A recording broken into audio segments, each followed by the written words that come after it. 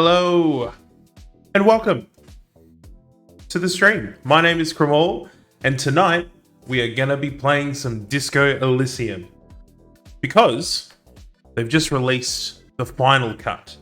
It was a big old 3.5 gigabyte update, which has brought a whole bunch of glitch fixes and smoothing out and textures and a whole bunch of other amazing things. And I thought, hey, why not? I love the game.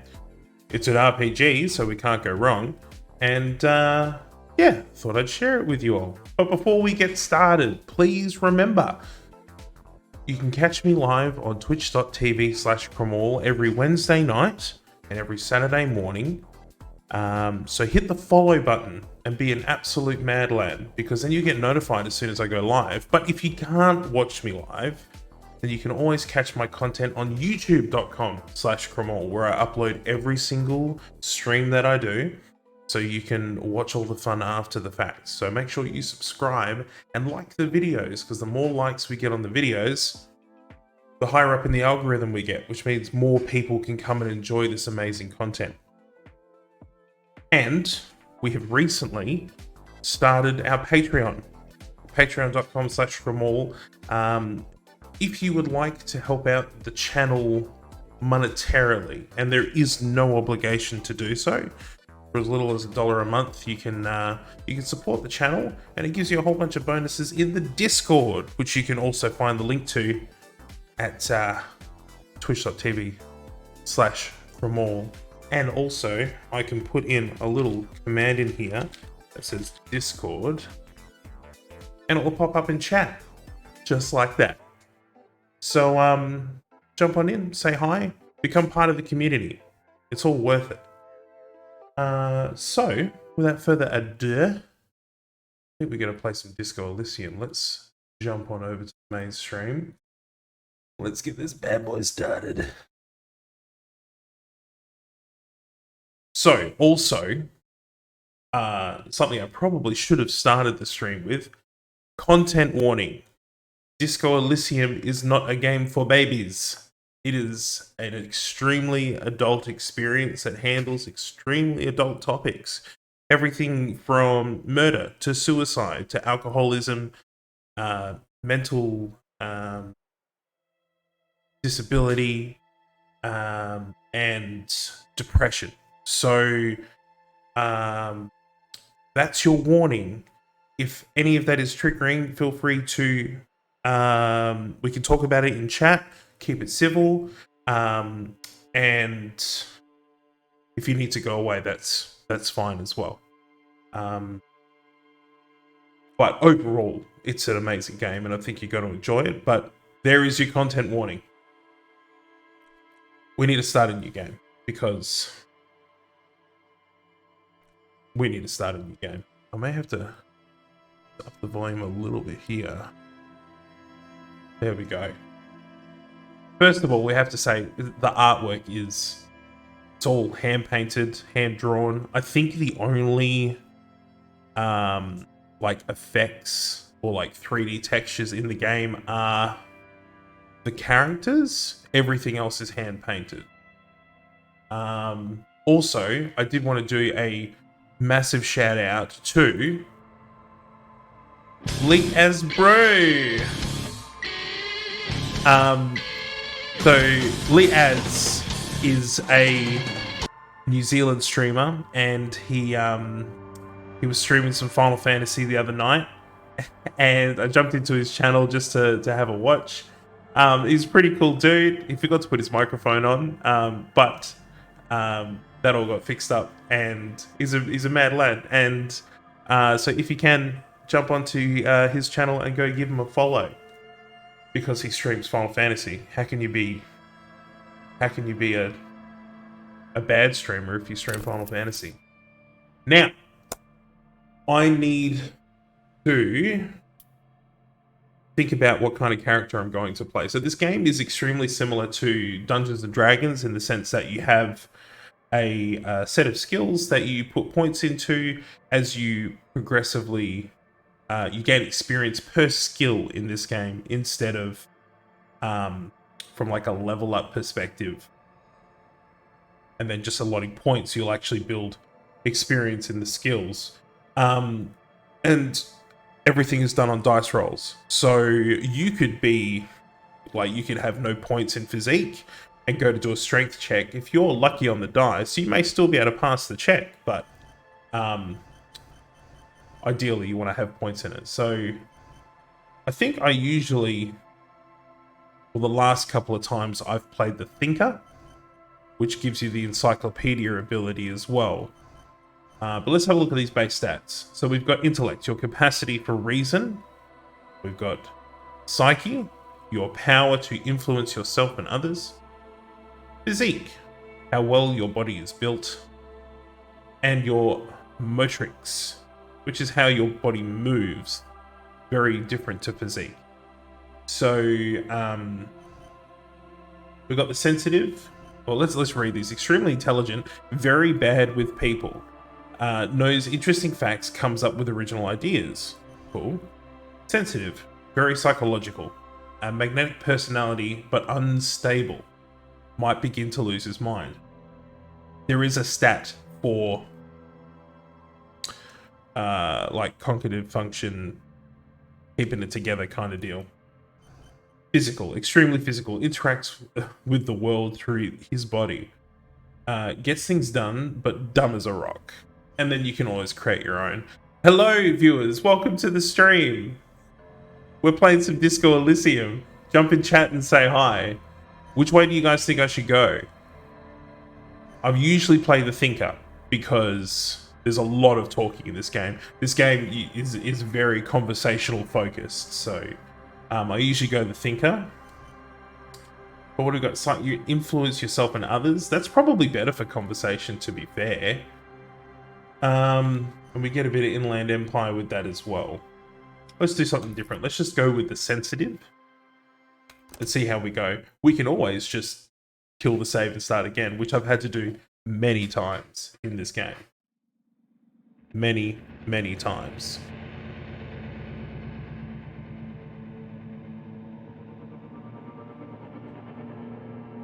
Let's begin, shall we? There is nothing. Only warm primordial blackness. Your conscious ferments in it. No larger than a single grain of malt. You don't have to do anything anymore. The voice acting, man, seriously, gets me every time. Never, ever. Never, ever, ever? Never, ever, ever, baby. This is my ancient reptilian brain talking to me right now, by the way.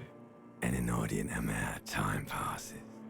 It is utterly void of struggle. No ex-wives are contained within it. I also need to decide how I'm actually going to play this. Because I haven't played as a sensitive type. This will be interesting. Yes, it will be Blue Sky. Yes. But if I'm going to be the sensitive thinker type, then I can't be like, oh, this is great. Well, I suppose. Anyway, let's just roll the dice. Let's just see how we go. This opening is amazing as well. What was that about X something? An awareness creeps up on you. A mass lies hidden in your dead angle, soaking in some lurid acidic sauce. Yes, don't be a jerk. Bloated and shameful. A ball of meat surrounding Which I you. do often. This is a terrible line of questioning, and it will only lead to more awareness. The meat thing. No, I want to know. Ex-tenderness. It is foolish of you to resurface to the loss. Not after all the damage you've suffered to get here. Some of it irreversible. What kind of damage are we talking about? Stay. Sail with me through the abyss of pelagic zone. No, I want to get off now. I like pain and burning light and wanting things from people who don't want to give them to me. Do you really?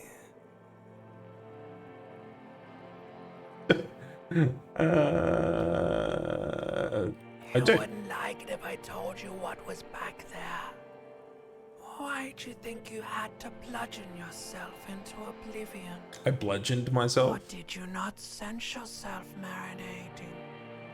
Poured so much on yourself, got a bit carried away, did we, Chef? Fear and apprehension. You should ask what's out there first. Tell me what's waiting for me. There's this giant ball there. And evil apes.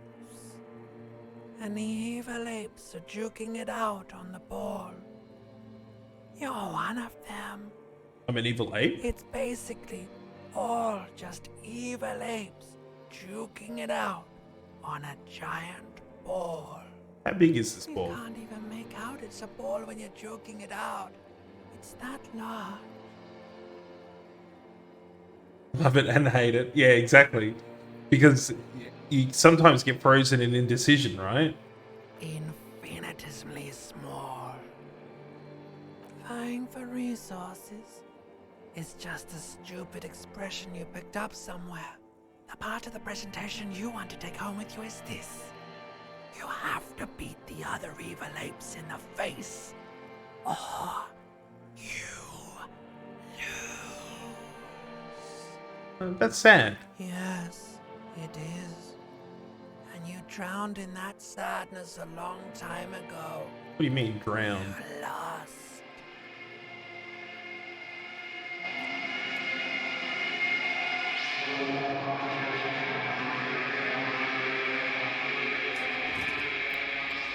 Now, I've played through the opening of this quite a few times, and I've never had that conversation go the same way.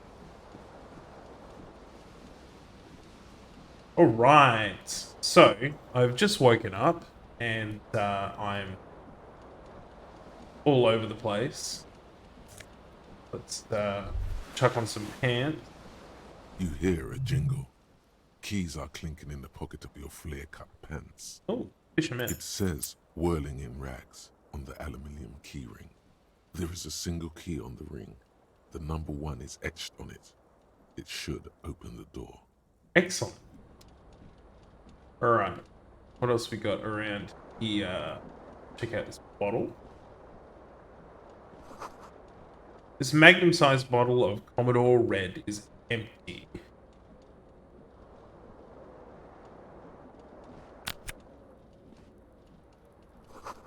Looks like someone tore out the tape while the song was playing. Jeez.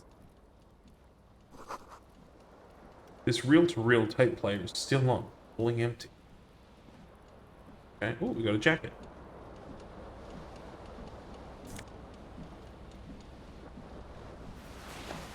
Disco ass blazer. I like it. Bathroom. You see bottles in the bathtub, wine, beer, and several liqueurs. Got the shirt back on. The old Tabarini.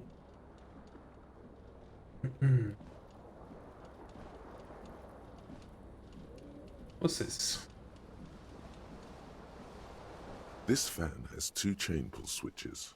One ends in a tiny fan, the other in a light bulb. A truly horrific necktie has somehow attached itself to one of the blades. Or has it been consigned there as punishment? You feel as though this creature is your friend and wants to reattach itself to your neck so that you may continue your adventures together in this strange world. Right. So, this is something which the game calls a white check. So a white check is essentially, like I said before, it's like Dungeons and Dragons. You have your particular set of skills, and the amount of points that you've invested into those skills will determine what kind of bonus you get to the roll.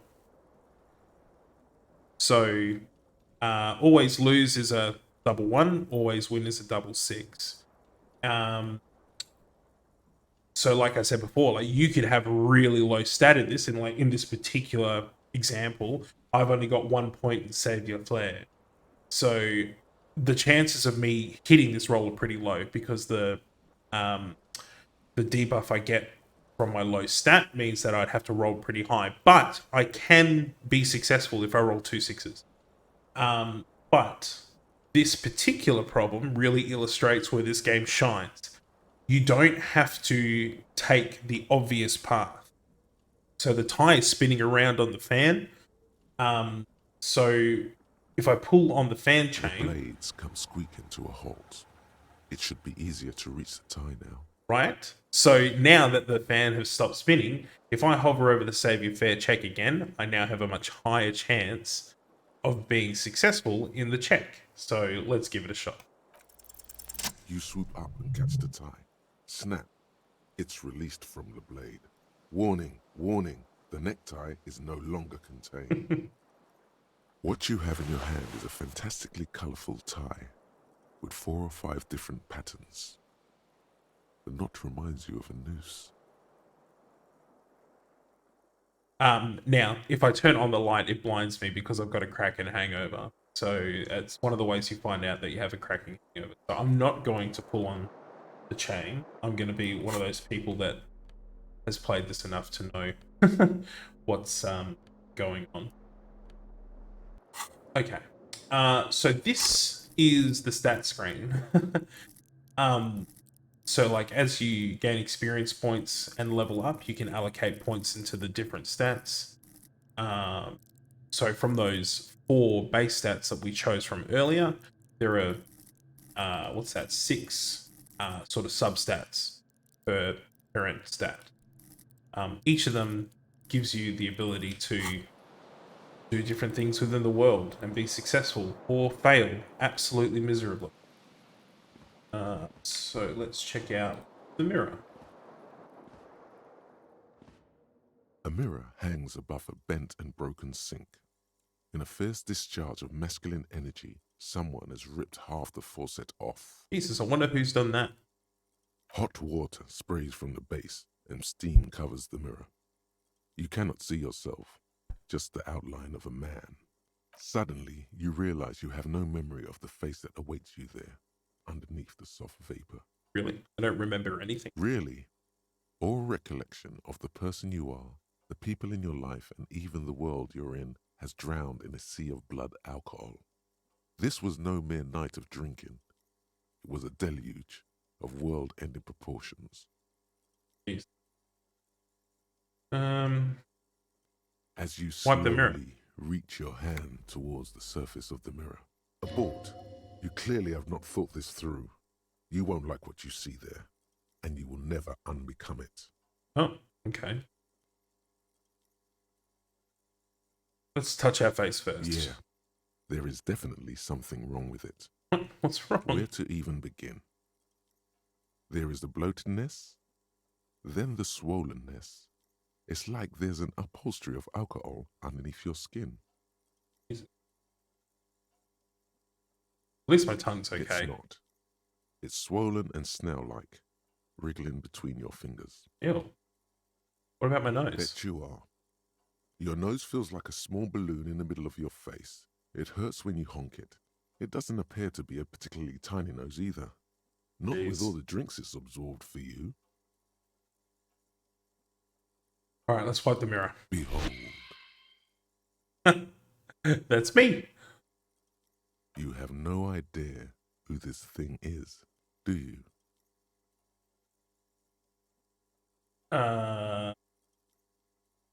This is the face of a late-stage alcoholic. I mean, I'm supposed to be thoughtful, right? So I kind of understand that feeling. Too late. You clearly have rigor mortis on your face. Or wait, is that an expression? Are you trying to make an expression with that face? Why? I'm not trying to make an expression. Please Stop. Doing it for me. It's horrible. You're scaring yourself. Oh my God. You can't stop. It's like it's not even voluntary anymore. You have worn that grin into your face and now it won't come off. Not good. What does it even mean? What is the emotion you're trying to convey? I'm insinuating that I'm vaguely sympathetic. I think I'm sort of pulling it off too. In a sad has-been kind of way. There's some charm to it. There might have been 10 years ago.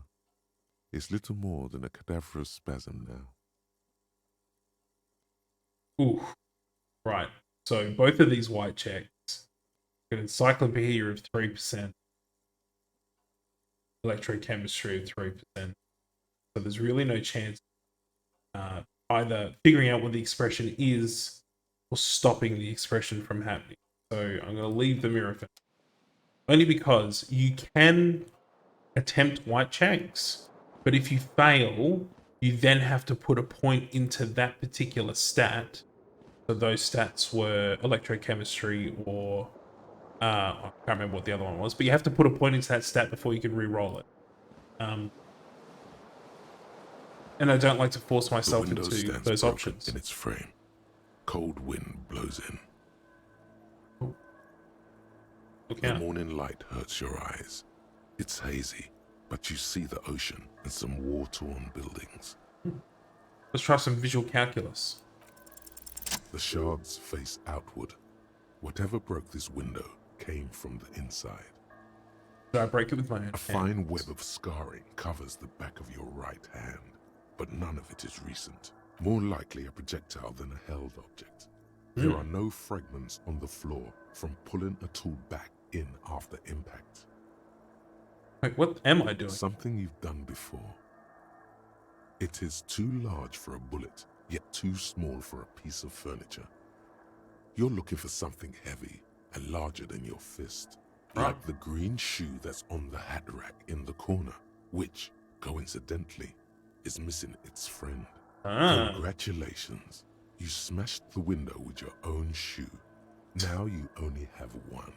If you're lucky, you can still find the other on the balcony outside. The door to it should be outside. Fingers crossed.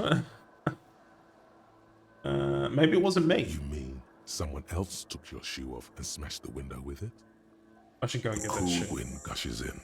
Your toes curl up from the cold. Alright. Well, let's go get my shoe.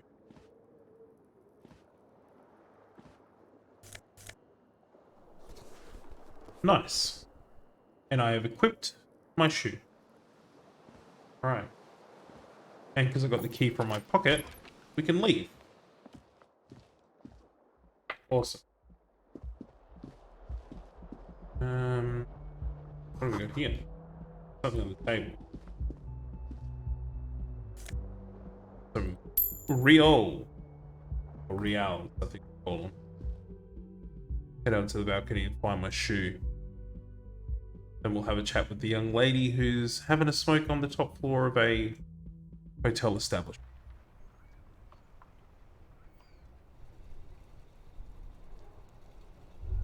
Oh. The smell of the sea is making me dizzy. My shoe! Woohoo! Very good. There they both are. Two identical shoes, both copiously green and indiscriminately snakeskin, reunited on your feet. Snakeskin shoes. Good. How do they They're fit? balanced, comfy. Feels like the only good thing about you right now, truth be told. It's okay.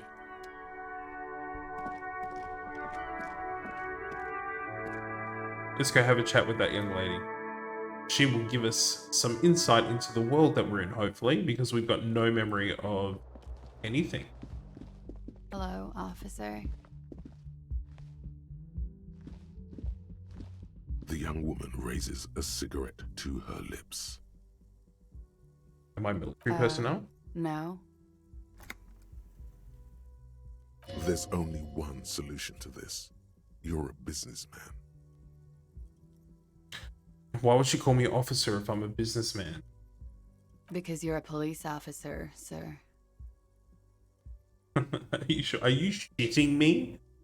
Like that one. I'm not. Unless you've been shitting us all this time. You've been here for 3 days. On official police business, no less. Official police business. Couldn't say. In truth, so far, mostly drinking. Oh. Who in their right mind would let me be an officer of the law? Try the expression on her. Let her know you want her physically. I won't be doing that.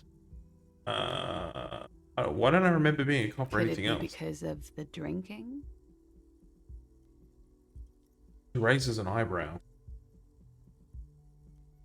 Who in their right mind would let me be a officer of the... Don't be so harsh on yourself. They let almost anyone be a police officer.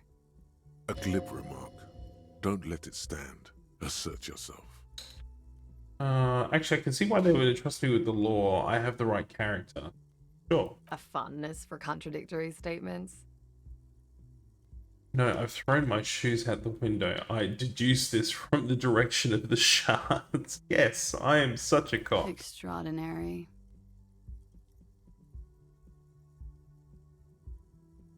Don't want to leave. Could it be because of the drinking? Don't be so harsh. A glib remark. Don't let it stand. Better. Retreat is not a winning tactic. Should go. Of course. Be careful, officer. They don't like the police around here. They don't like the police, huh? She looks back at you, a light glinting off her eyes. Goodbye. Bye.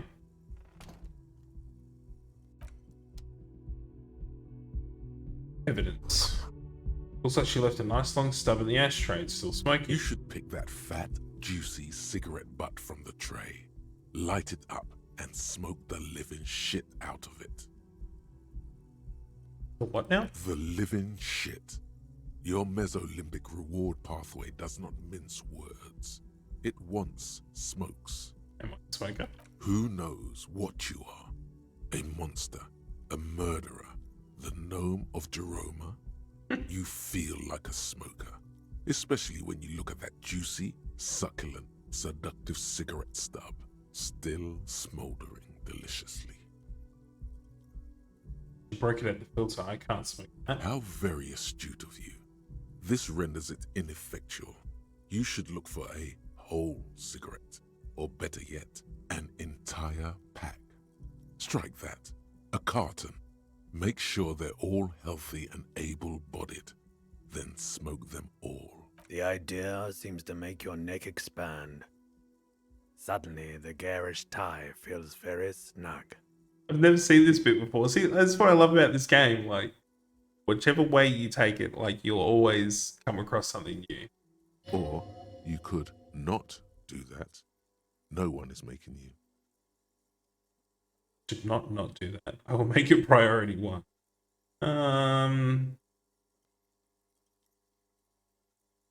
My horrific necktie is telling me. Yeah, I know, right? The tie. The tie has never spoken to me before. That's what's new.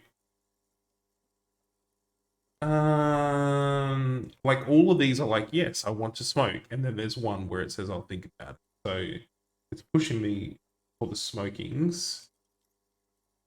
I should not do that. I should enthusiastically do that. Yes, I should do that. I'll make it priority, or I'll think it. Must be sensitive to speak with time. Well, yeah, maybe. Yeah, so maybe like there's a whole bunch of different conversational options depending on what your base stats are. Which is kind of cool. I don't know if I want to start serious. I'm just gonna say yes. Let's see what happens. Good. They'll make you stronger and better. You're too old to be cool now. But find cigarettes, smoke them, blam. Instantly a cool renegade man. A mystical red dragon with smoke rising from his nostrils. I can tell you from personal experience that smoking cigarettes does not make you.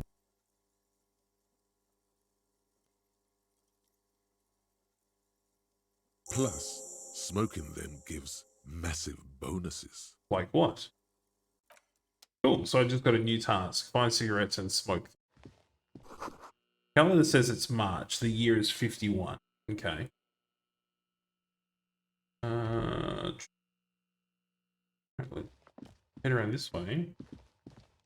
What's this? Weekend edition of the satirical newspaper Trompe le Monde. And we've got some stairs. Alright. Down we go.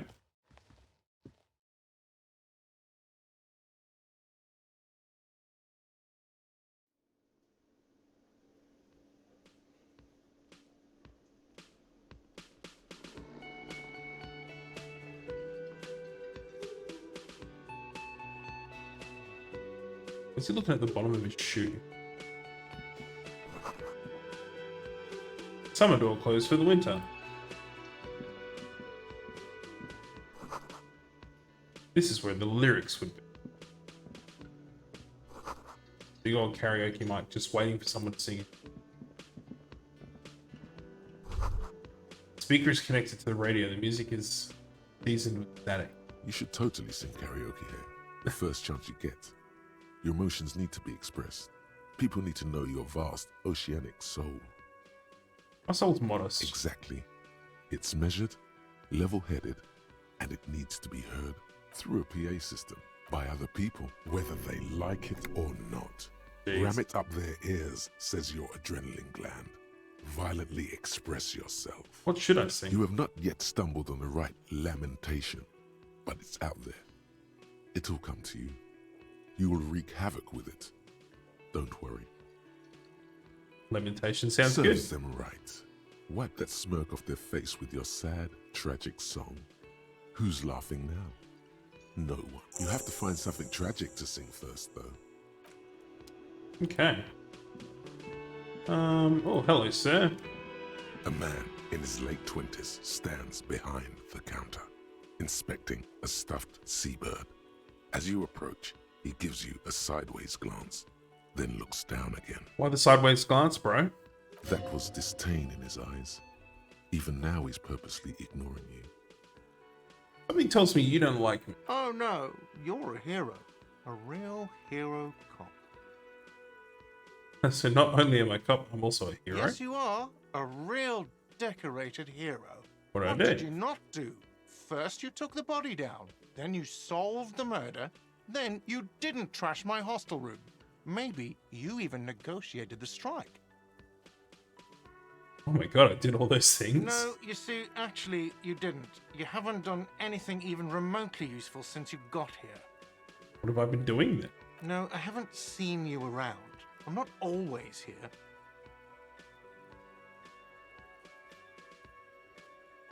Are you the bartender? No, I'm not the bartender. I'm the cafeteria manager.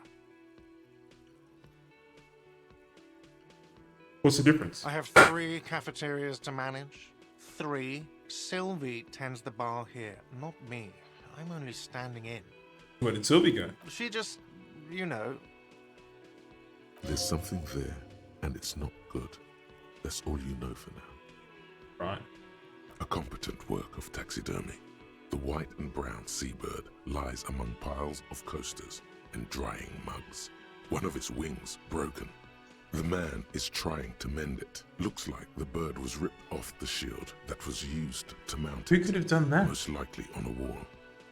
Something about it makes you feel bitter. Oh. What happened to the bird? Look, your buddy is over there.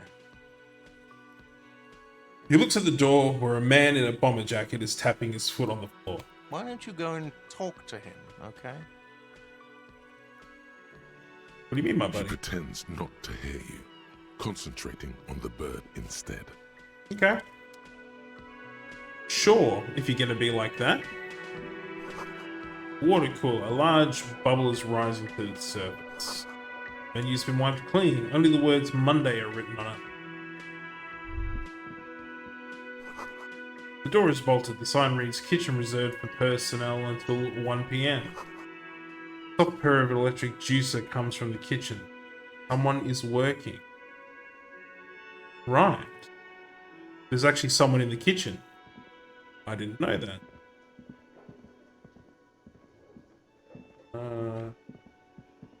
Doesn't seem to be... Oh my god. This sign reads, mess hall reserved for union members. Doors open at 4 p.m. We've got a royal pinball machine. It is unplugged. Hello, sweetie. Ah. Hello, Lena, the cryptozoologist's wife. You shouldn't keep your colleague waiting. Nods at possibly one of the best video game characters in human history. A bespectacled man in an orange bomber jacket is tapping his foot on the floor. Kim Kitsuragi, baby!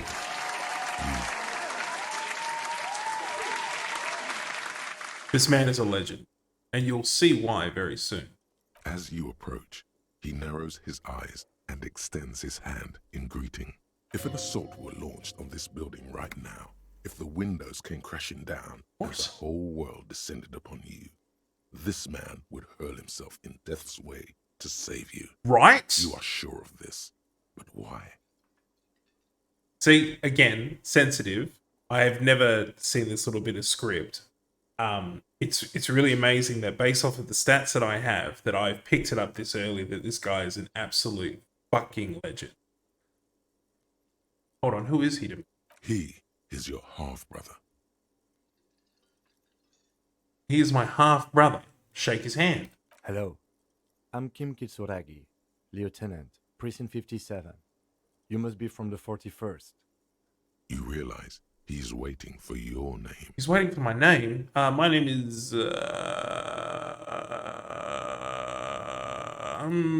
This is your chance to come up with a really good name for yourself. Get creative. Conceptualize. What do we got here? It's a 28% chance to pass. I mean, it's low, but then again, I know how to find out what my name is. So let's just give it a go. Concentration makes you squint your eyes. Your name should be deep gold and orange, like a forest fire looming on the horizon, but mixed with the stench of liquor rising from your breath. You're 2 steps closer to it, but there are still many to go. See, like, even on a successful roll, I am unsuccessful. That sucks. It's not yet time. Okay then. Okay. It looks like we had a little scheduling error on Sunday. Saturday too, actually. Have you had time to talk to the manager here? You mean him? Not towards the cafeteria manager? Yeah, I just talked to him. If you don't mind, we should talk to him again. Ask him for a rundown of the area. Now that I'm here as well. I understand the scene is out back, right? It also wouldn't hurt to assure him the police are finally here. In full force, I mean. Have you mapped out the initial interviews? Yes, the police. I'm aware that I'm a policeman. Right. And the interviews? I have, yes. Good. But even if you haven't, we'll have time for that after we take a look at the coroner's case. Have you removed the dead body from the tree? No, I haven't. So, the body is still in the tree. This is the first time you detect a weariness in the lieutenant's voice.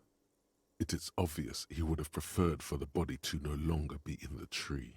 Right. So, thus far, we need to remember we have no idea what this guy is talking about. I am just rolling with the punches right now. Where it has been hanging for 7 days straight. Ooh. We should go there as soon as we are done talking to the owner. What if I told you I'm not really a police officer? How can you be sure I'm from the police? But I can't remember anything. Well, let's get going then. After you. I'm going to try and keep this as like, I know exactly what I'm doing. Like, don't worry about it. I remember everything. If you're about to embark on an investigation, shouldn't you have a badge? Wait, shouldn't I have a badge or something? You mean you don't have a badge? I found it. I have my badge. I'm a policeman. I have my badge. Oh, if you didn't have your badge, then that would be very bad. You would need to report it on my shortwave. But since you do have it, we can go straight to the task at hand. It's going well. He seems to believe me somewhat, maybe. All right. Thank you for auto-saving. Let's have another chat with the menager. The man with the unimpressive beard notices you approaching. He drops the ledger he was holding and turns to the lieutenant. Mr. Gart, right? Yeah. You run. Yes.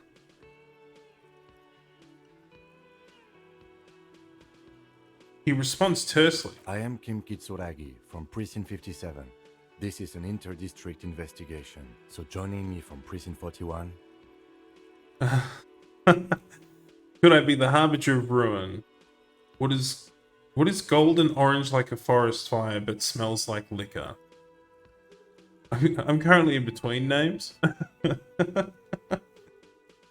I'm going number 2, just for an air of mystery. Are you kidding me? Kim is about to say something. Let him. Right. Now, I know it took us a while to arrive at the scene.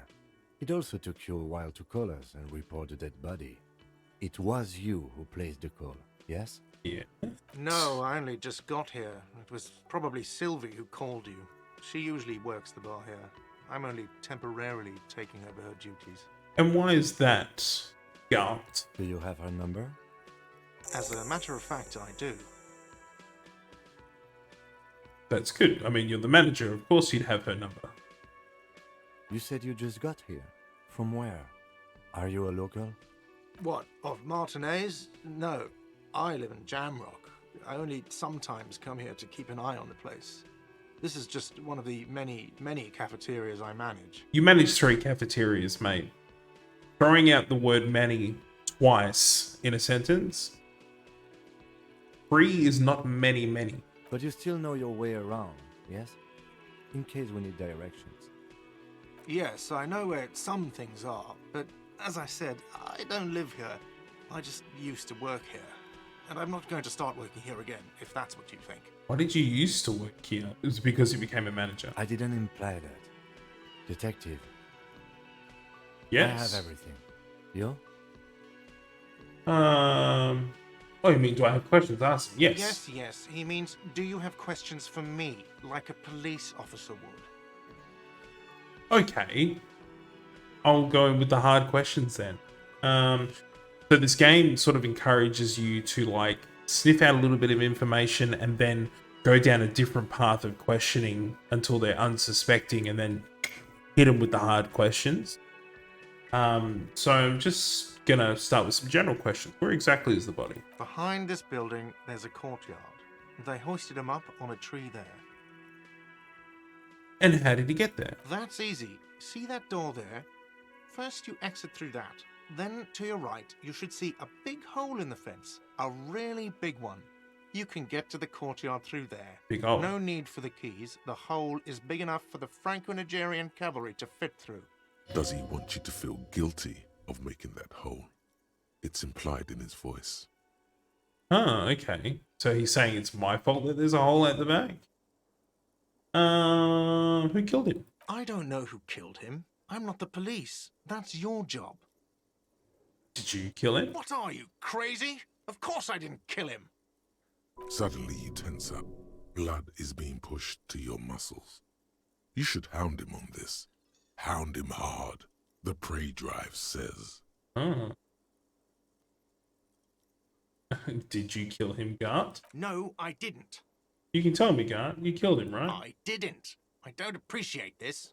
What is this? Why did you have to kill him? Do I have to answer him? Is this mandatory? The lieutenant stands motionless, his expression unreadable. It's moments like that are why I love Kim, is because he's cool as a cucumber. He is cool as an ice cube in the Arctic. That is how cool he is under pressure. Did he hurt you? Is that why? Did you get some kind of sick kick out of killing him? I'm pushing for it, Blue. I'm pushing for it. What are you, an idiot? I told you I haven't killed anyone. Anyone? Have you killed someone else then? He ignores you. Well, that didn't go anywhere, but it was fun. Why did Sylvie go away? She went away because none of your business. This is the second time you've avoided this subject. Oh my god, what is your obsession with this Sylvie person? Get over it. Maybe it's he who's obsessed with this Sylvie person. Certainly sounds like it. Things to note. Let's go. Okay. Not so fast. You owe me 130 real. 130 real. No one is saying the multi-pattern necktie you found tied to the ceiling fan can talk. No one. It must be merely imagination. The tie. But. Let's bail! Time to push the eject button! Sounds like a responsibility! You don't like those! What the fuck? Why is my necktie talking to me? And why is it telling me to bail? Oh, man. No, don't listen to him. It's madness. Just talk. Slip away unnoticed. There's only a 28% chance of me being successful in that. So, maybe not. I don't know, you shit. No, I won't go down that path. What's real? Oh, excuse me. You owe me 130 real. Right, okay. The IIR, or Inter-Isolary Real, is the global reserve currency. Whatever part of the world you're in right now, it's safe to assume he means you owe him some money. By real, do you mean some form of street cred? No, you don't owe me street cred. You owe me money. You owe this establishment 130 real. I don't understand how, though. Like, what did I do? Who does that clown think he is? Arrest him! Did I just hear my necktie speak to me twice? What do I owe this place for? What exactly is money? Like, we can get real conceptual. No one is saying that! No one is saying that Ty can talk! That would be ludicrous! It's just that you should arrest him! It would be wiser! He wants to take your money! Oh. I'm not comfortable with this. Tuck away necktie. Yes, he is a lunatic. Great advice. I'm considering it. Give the tie an affirming tug. Or, no way. I have duties. I'm a cop. I'm not talking to a tie. Take the tie off. No, I'm leaving the tie on. I'm very interested in this, this story pathway. Although I'm sensitive, right? So I have some intelligence. I think I'm going to say I'm not comfortable The with it. lieutenant watches you fiddle with your horrific tie. Sweat stains forming under your armpits. He puts his hand on your shoulder. If you don't have the money, it's okay. None of us are in this for the wages. That's cop 4. I haven't offered to pay because I don't have any money either. Very good. What do I owe this place for? Let's see. 3 nights at a tariff of 20 real comes to 60 real. Then there's the window you annihilated. The hole in the window was the first thing I saw when I came to work. So don't try to tell me you didn't. That will be 40 real in damages. I don't think it was me. Another thing you've annihilated is half the bar. You've run a tab of 30 real. Actually more, but we'll round it down to 30 for your hard work maintaining the stability and order of Revachol. That's 60 Let's get the plus cop 40 discount. plus 30 equals 130 real. And yes, real is still money. But what exactly What are you, is a money? philosopher? Since I woke up, I have trouble remembering even the most basic concepts of reality. From the wiki, if you pass a passive Inland Empire check when examining the ceiling fan, the necktie will develop a life of its own, chiming in from time to time and offering feedback. It's like Kim, except tied to your neck and not nearly as smart. That is very cool. That is so cool. So it's the insane version of Kim Kisaragi.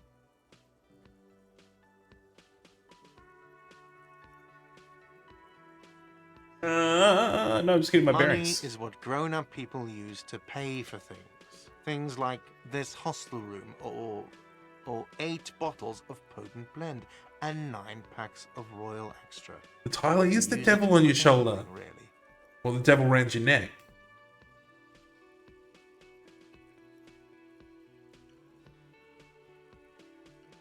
I don't know.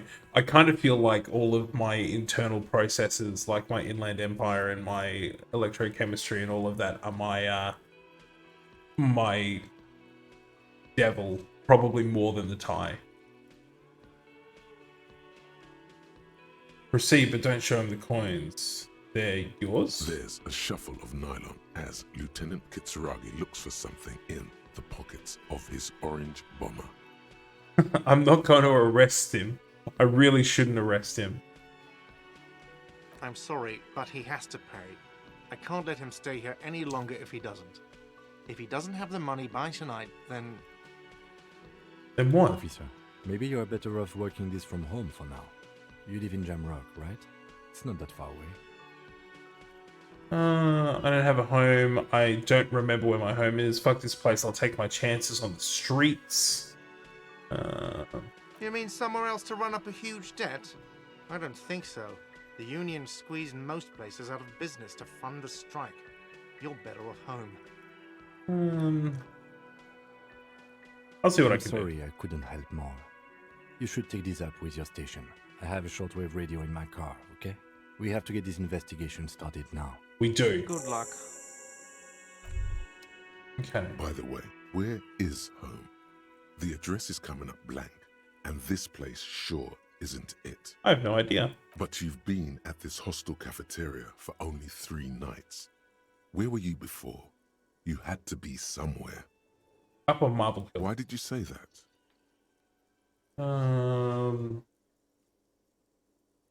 The name must have a meaning for me. The old thesaurus comes up empty. Maybe you should ask the lieutenant. Do you know a place called Marble Hill? No. But isn't that an expression, not a place? A saying. Up on Marvel Hill, a great high place. One that is impossible to climb back to. Oh. That doesn't sound like somewhere you can stay if you run out of money. I'm going to trace my way back somehow to the exact street, the exact number on a building. You can try. Run some addresses in your head when you get the time.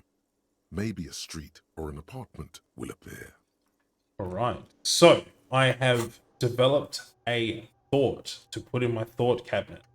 So your thought cabinet is essentially sort of like if you play Dungeons and Dragons or if you play games like Fallout, it's a feat essentially. So it's a feature ability that you can equip, which will give you certain bonuses. The cool thing about this game is that you actually have to develop the thought in your thought cabinet to get its full potential. So when you first equip the thought, you'll have it in its problem stage. So the problem stage will have an effect as well, which will be different to once you've actually solved the problem. So in this case, the Lonesome Way Home, temporary research bonus of 1+ encyclopedia for actual memory return. So for encyclopedia checks, I will get a +1 bonus on rolls while I'm trying to figure out where the fuck I live, which is really cool. So we're going to internalize this thought. Long way home, internalize. Cool. And then so as we progress by doing tasks and play the game, so the research time for this one is 6 hours and 5 minutes. Obviously in-game time, not real time. So after 6 hours and 5 minutes, I will have finished internalizing the thought and it will upgrade from a problem to a solution. All right. I think it's time we go and check out what's going on behind this building. Let's look for the big hole that Gout was talking.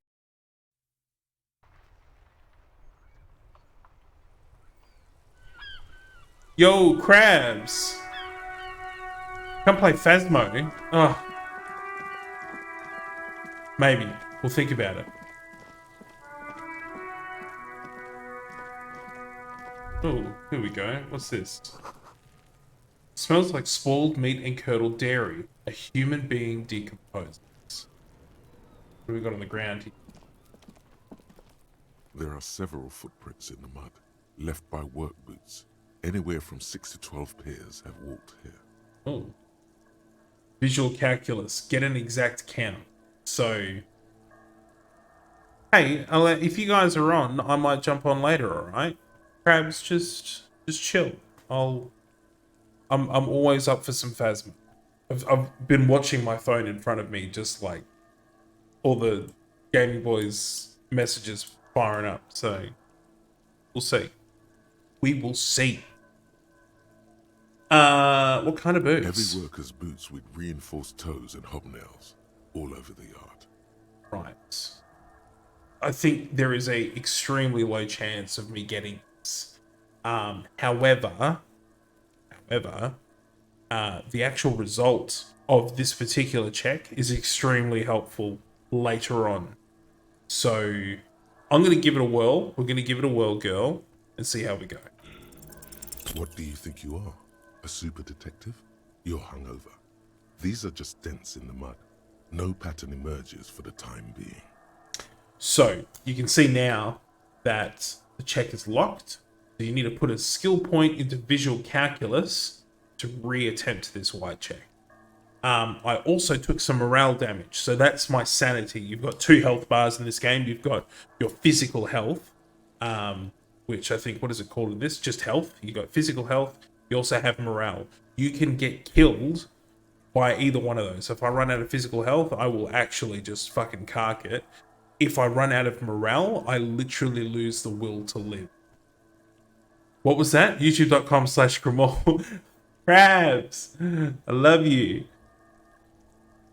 Kind of a bummer though. Want to watch this stream?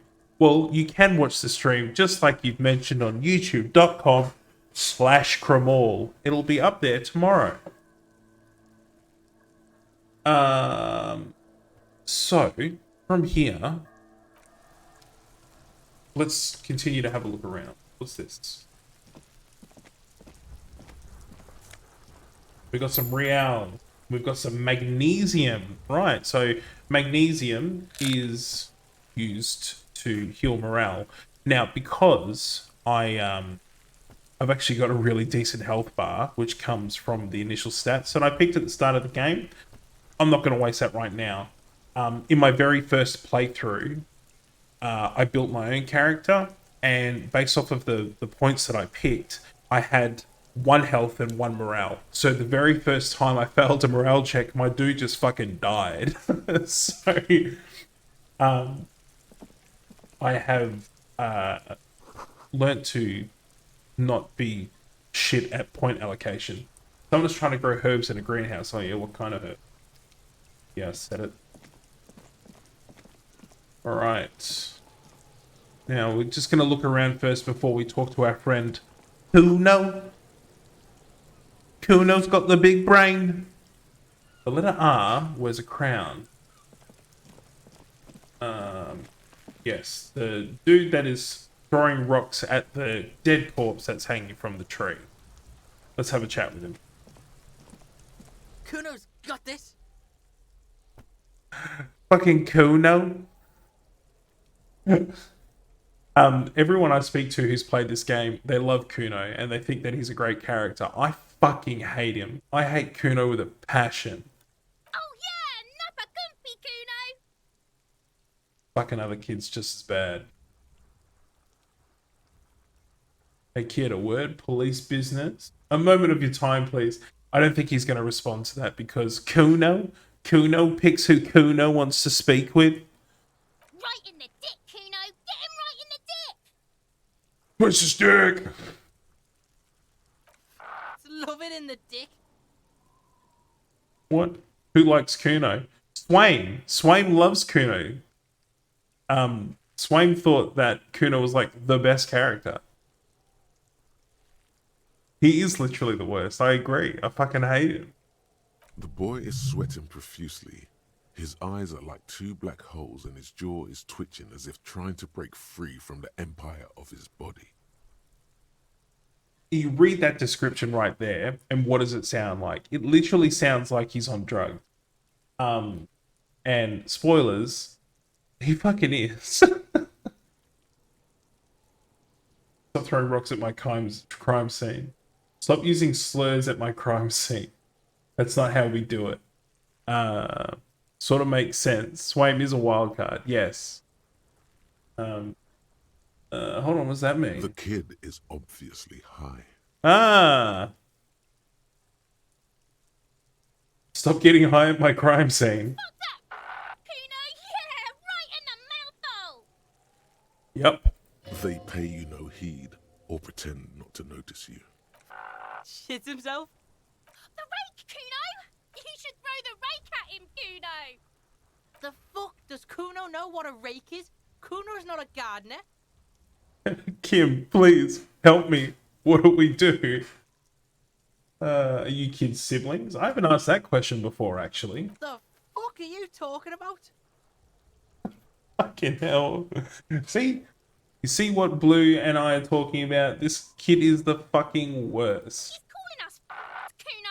He says we're fucking each other. Never said that. I asked if you were siblings, but okay. No worries. Kid, want to hang out? I'm not a narc. Yes, that'll go down swimmingly. Swimmingly. We shouldn't do anything. I don't tempt such forces. What do you mean? We've got little choice here. Just take it easy.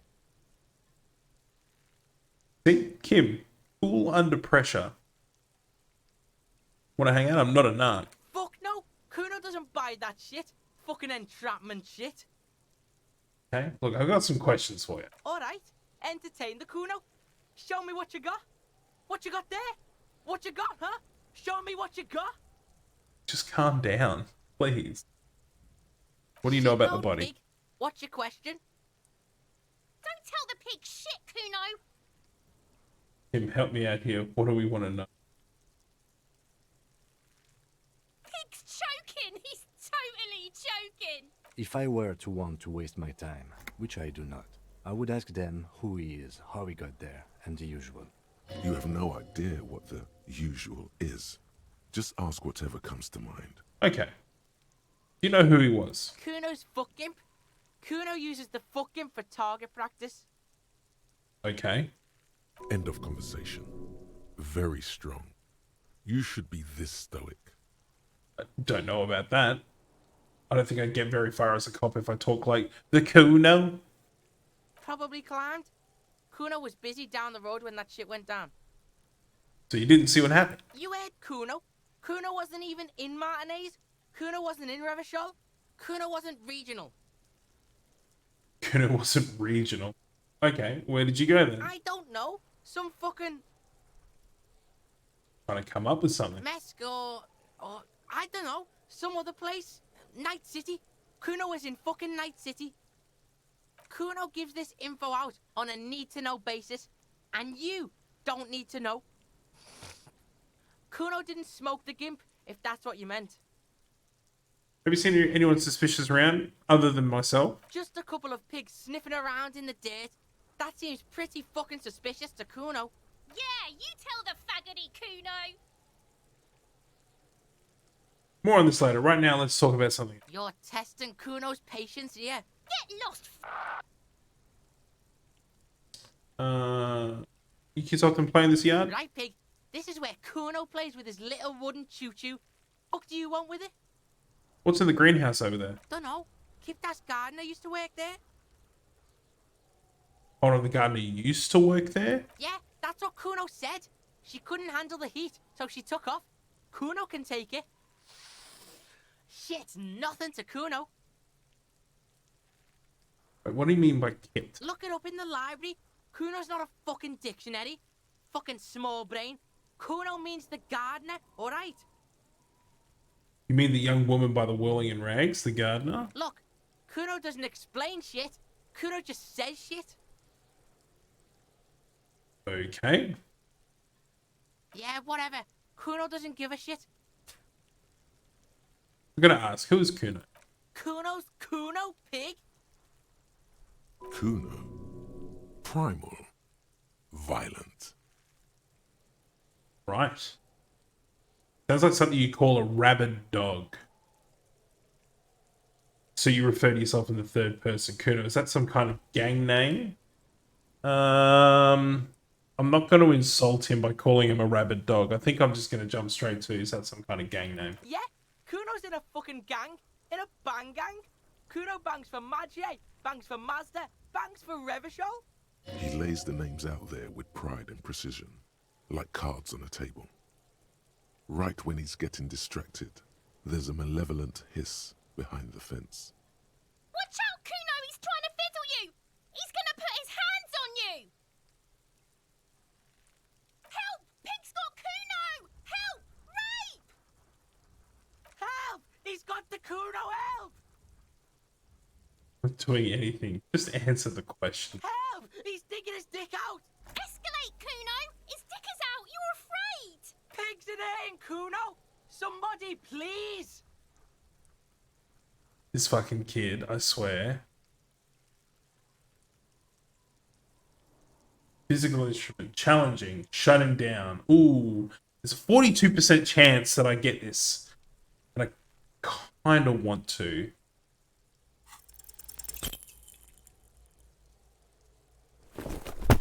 Oh, no. Oh, no. You didn't shut him down. Your fat fist didn't meet its target. Instead, it pulled you down with it. Ouch, my arm, my fucking knee. Kuno can't believe this shit! Can no one stop the Kuno? Hey, we tried. And that's what this is all about. You just gotta try. Pig, Kuno thought you had this. What happened? Kuno can't do anything now. The whole charade was about establishing dominance over you. It's safe to say he has succeeded. Damn it. Fucked your shoulder, fucked your knee, fucked your fat body up! Someone call an ambulance. I'm not gonna ask for Kim to help me up. Yes, it's not going well. Say the least, Blue. It's not going well. Think gonna say I deserve this. Yeah, you deserve this. Trying to show your dick to Kuno. Kuno was scared. Kuno was scared.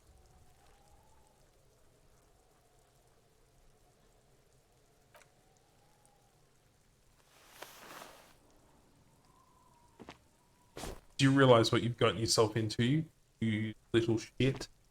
Kuno's just gonna beat the shit out of you again. I told you not to tempt such forces. Now, how about we go and do something worth the public's time? Alright. So, I've already lost 2 morale, and I've lost some health. Check on the body. The corpse looks at you with bulging white eyes. The face around them does not look human. It's swollen and ready to burst. His lips are fish-like, and his tongue like a ball gag in his mouth. Gross. You seem to be holding your breath. Look down. A cargo belt twists his neck at an unnatural angle. The body below appears stiff. It's letting out an ungodly rot. The smell seeps in, even through your clenched nostrils. Why is it so bad? Decay. It's okay to throw up, officer. No one is judging. He's about to blow! Cock's gonna blow, Kuno! I have to pick this because it's part of the tutorial.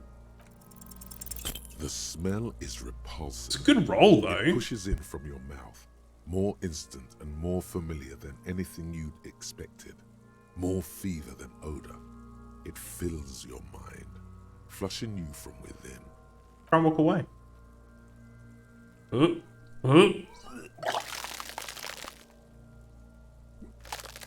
Gross.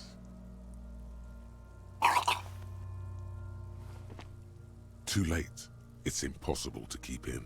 Your body curls and pushes it out, burst by burst, until a pool of vomit lies under your feet and your throat stings from the stomach acid. You have to admit as well, the writing of this game and the way that it just described that extremely visceral experience just makes me think of all the times that it's happened to me and just how accurate it is. It's so amazing that it just, I get a flood of sense memories as it describes that. It's okay. Happens to everyone. Keep it. Thanks for handing me a little napkin. The hangover is clearly making this worse for you. You could use some ammonia to clear your head. Okay, where do I get some ammonia from? There is Frit nearby, east of the hostel. They usually have a small apothecary. If they don't, there's a greenhouse here, and a gardener with a wheelbarrow on the corner of the whirling in rags. If she works here, she might have something for the smell. Perfect. Let's... Go talk to her after this. Okay. So, next to the Whirling and Rags, which was where we stayed last night. There she is. I am going to make a save. Have a chat with this young lady. Martinez. What can I help you with? You sound surprised. We don't see a lot of police around here, that's all. I've got some questions for you. Of course. What can I help you with? My partner says you may have some ammonia. Can I have some? Sure, I'm done with it. Go easy on that stuff. It gave me a terrible headache. Need some directions. Of course. Where to? What's up north? There's the pier, the Cape Side apartment buildings, some more tenements. Not a lot, really. What about east? The harbor gates. Some kind of commotion, I think. I don't follow the local politics. A fleet store, too. What about to the south? Some shops and a bridge. The canal bridge leads to the coast, but it's broken, I think. Some kind of accident, probably. What's on the other side of the canal? Just coast. There's a little fishing village there, and a fish market. But that got closed down ages ago. That's not good. Rows of stalls under a broad roof, where silvery fish were heaped on newspapers. Water, water everywhere, pouring from the heavens in the shadow of the old church. Oh. Shivers. I don't remember that being a stat that increased, but that's cool. What kind of fish market? I don't know. The abandoned kind? It used to gather every spring, but there's nothing to do there now. Just drug addicts. Drug addicts. What's to the west? It's just water. No, actually, I think they call it the Martinez Inlet. There are some islands in the bay, but they're hard to reach. In the west is the miracle. What the fuck? In the west, there is the miracle. Where am I now? What do you mean? This is Revachol, right? Yes, sir. District of Martinez. This intersection is called Roundabout North. He knows where we are. He just wants directions. The disorientation that I'm displaying. Thanks, that's all No for now. problem. Gotta run. Of course. I won't hold you back. Her gloves. You get the feeling that you need them. You have a dead body to deal with after all. Good point. Can I borrow your gloves? Sure. Keep them. I have another pair. What do these signs say? Street sign says, fuck the police. And this one says, pigs go home. Okay. Hello again, officer. What's this How fuck are the you? police business? Excuse me? She's uncomfortable. Maybe you should drop this line of questioning. The street sign says, fuck the police. Oh. Well, I didn't write it there. I'm just sitting here. What about the other sign? I don't know anything about that either. As I... Pig is a widely used term for members of the police. It's not loving. Obviously. Even if she didn't write it, she should clean it. You should clean it up if you get a chance. Be a citizen. Be a winner. Alright, I'm just asking. Okay.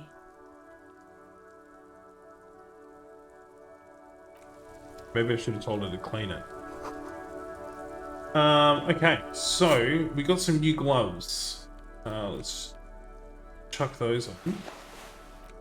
We've got the ampoule of ammonia. We've got Kim's handkerchief as well.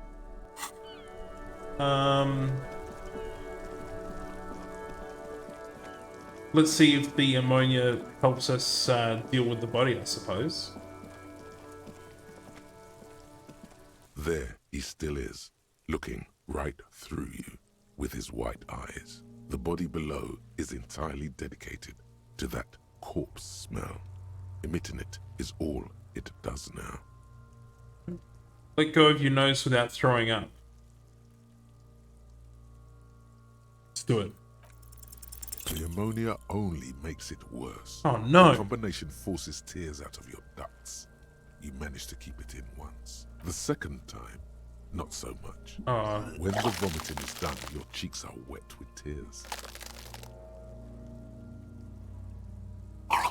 No, that's not going well. The ammonia didn't help at all. Nor does the wind right now.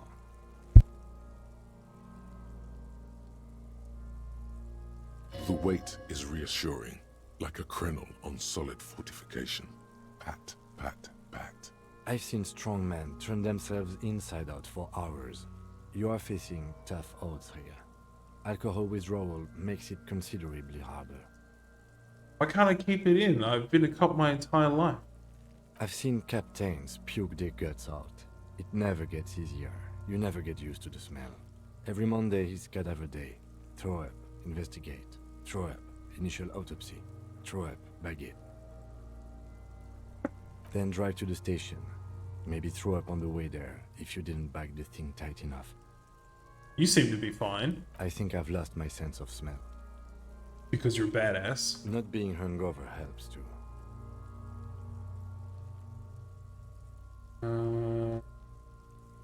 No. This is a two-man assignment. Sure because is. It needs 2 officers to complete. I need your help. You need to get your shit together. Ooh. Okay. We should go talk to the locals. Find something else to do while the wind changes. Excellent. Just give it half an hour. Get yourself together. Then come back and have another go. So, we've got another internalizable thought, which is the volumetric shit compressor. Your shit is a part, and it's rather unbecoming of a cop and a human being. It's supposed to be the opposite of that, together. Compressed in a small area. To achieve a solid level of shit compression, squeeze your butt cheeks together for 30 minutes. Do something similar with 2 hemispheres of your brain. Talk to people. Maybe that'll help. So let's internalize it.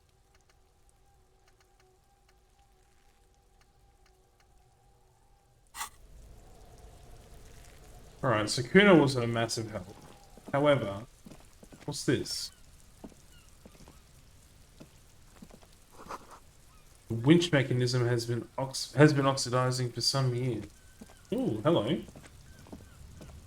An inconspicuous pile of the roofing material, Eternite.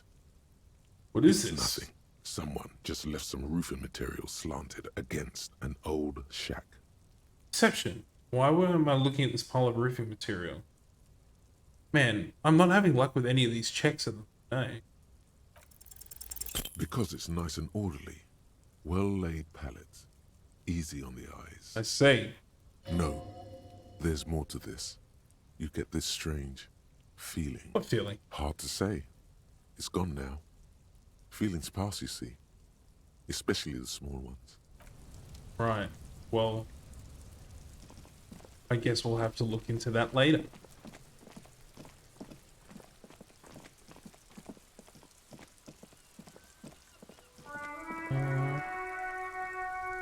Oh, what's over here? There are bottles inside. You could pick them up if you had a bag? Right.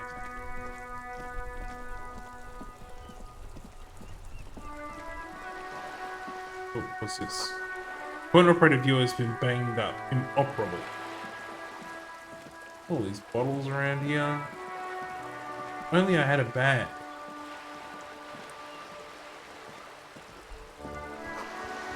Broken window? Tibbs has windows. Maybe we should see Tibbs. If you had a bag in your hand, perhaps you could collect these bottles and sell them. Oh. You hear a distant squall of seabird. What's this? It's a bag. So, tools. Let's grab the bag and put it in our left hand.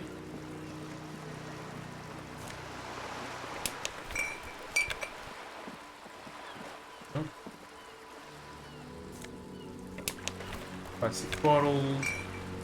Bottles, bottles, bottles. Picking up all the bottles.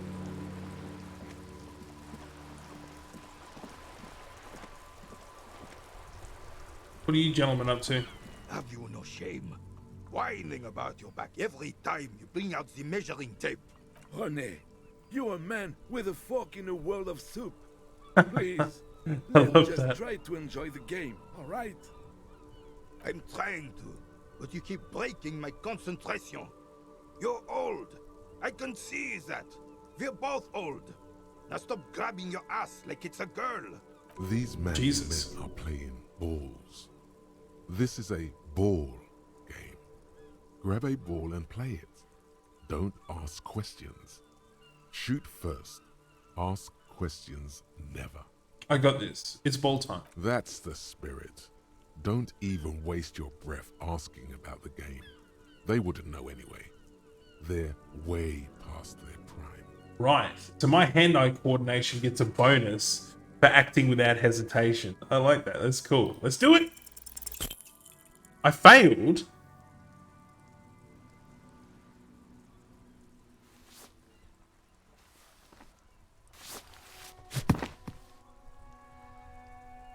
This felt wrong. Wrong like touching your sister's breast. You threw your sister's breast. You threw your sister's breast. Jesus. Mon Dieu! Good job, officer. That was an excellent throw. Really? There are no two more harmful words an athlete can hear than good job. And this was downright embarrassing.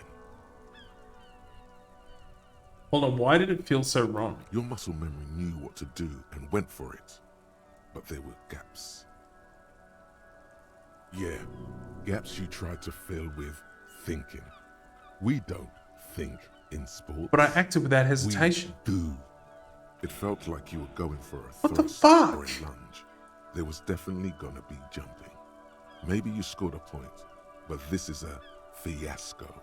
Oh, girl was terrible and you know it. No need to mock me. What are you talking about? You just executed a pretty much perfect pétanque throw. With a pinch of fear. How are you ever going to get the officer's shit off your nose, Gaston? Or even climb out of his ass? This guy's pretty jaded, I'm not gonna lie. I still feel defeated. Probably because those rooster pants are squeezing you senseless. Whatever happened to practical, durable, have a shawl made? Now, what can I do for you? What can you do for me, Rene? Yes, officer. What do we need from this gentleman? Do you know anything about the man that was hanged in the backyard of the Whirling Rags? Unfortunately, I don't. Unlike most of the locals, I have no qualms about assisting law enforcement. But this affair has passed me by completely. And most of the locals? In Martinez, the union is the law. So can you really blame them? But you don't have a problem with cop. Cop is a pejorative term. I don't have a problem with policemen. On the contrary, I admire the effort to bring order to our streets. So again, you don't actually know. If I knew, I would not be afraid to tell you. I simply don't. I'm an old man, not a coward. The daily business of the riffraff no longer concerns me. I see. This is a man with a lot of past, but little present, and almost no future. Jeez. Seem to be playing in a crater. Yes.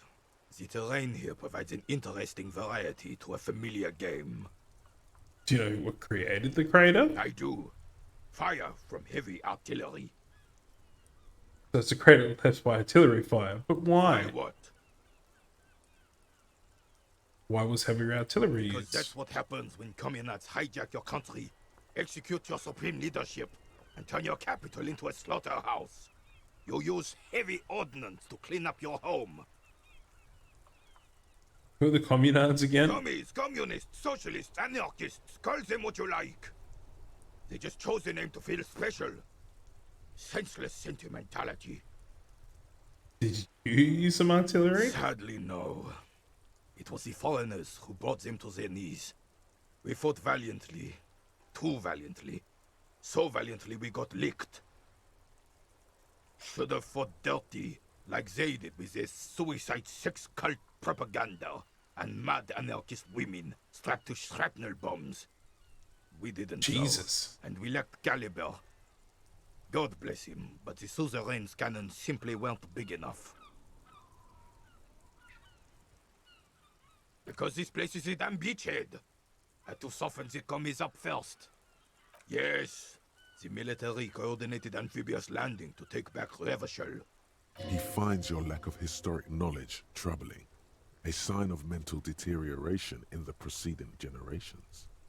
Martinez was It could just be that I've drunk myself into oblivion. During Operation Deathblow in 08. The other two are off in Stella Maris and the Delta.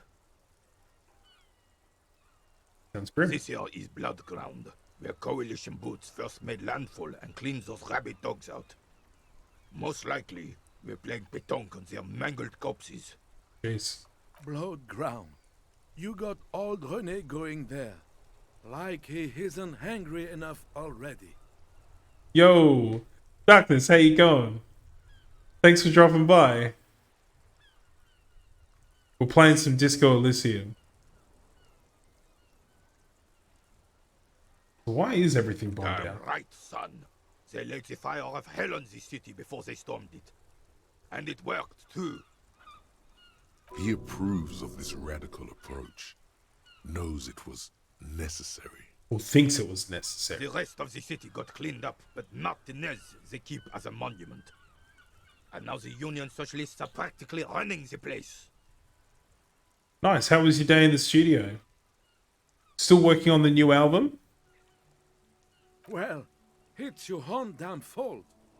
You, we, the coalition, Revachol, whoever you want to blame, never finished the job. Officially, the party never surrendered. Of course they still Nice. hold influence. So how do you release them? Do you just like release it on Spotify, or do you do like specifically YouTube releases? You don't even begin to truly understand the players at the table, let alone the specific circumstances surrounding the...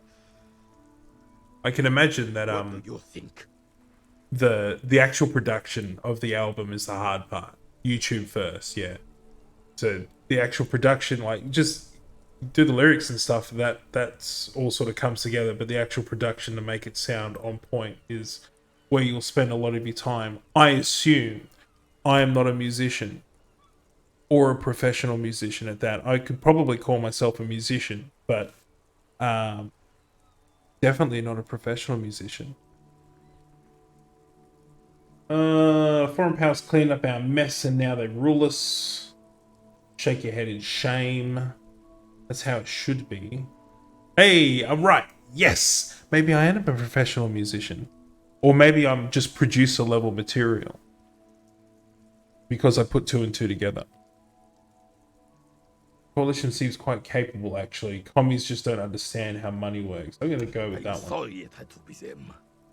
After 8 years of fighting those hyenas, boiling cats for food and drinking piss in Well, the I'm looking mountains. forward to hearing it, dude. Because I'm subscribed, I'll get the notification once it goes live, and then I can check it out. I would have preferred if the Right Honorable King Guillaume returned through Revachol, or even if that damn clan Frisell had risen from the grave and led us. Sadly, that was not the case. This royal failure weighs heavily on him. Instead, all that is just, holy, and beautiful in the world was wiped away, and now it's Well, especially if you're neon-painted doing it as like a toothpaste job. everywhere. Like, that's Foreign your influence peddling their primary own source of stupid income. music on the radio. You don't just go around handing it out for free. Like, This is just what the this is why, please go to my YouTube channel, check out my work. This is what they wanted to replace the role of the suzerain with. Exactly. You mentioned Guillaume. True king in both blood and mind led Revachol before Frisell. He would have been better, but the damn commies drove him into exile. Damn Frisell. He was the king we couldn't protect.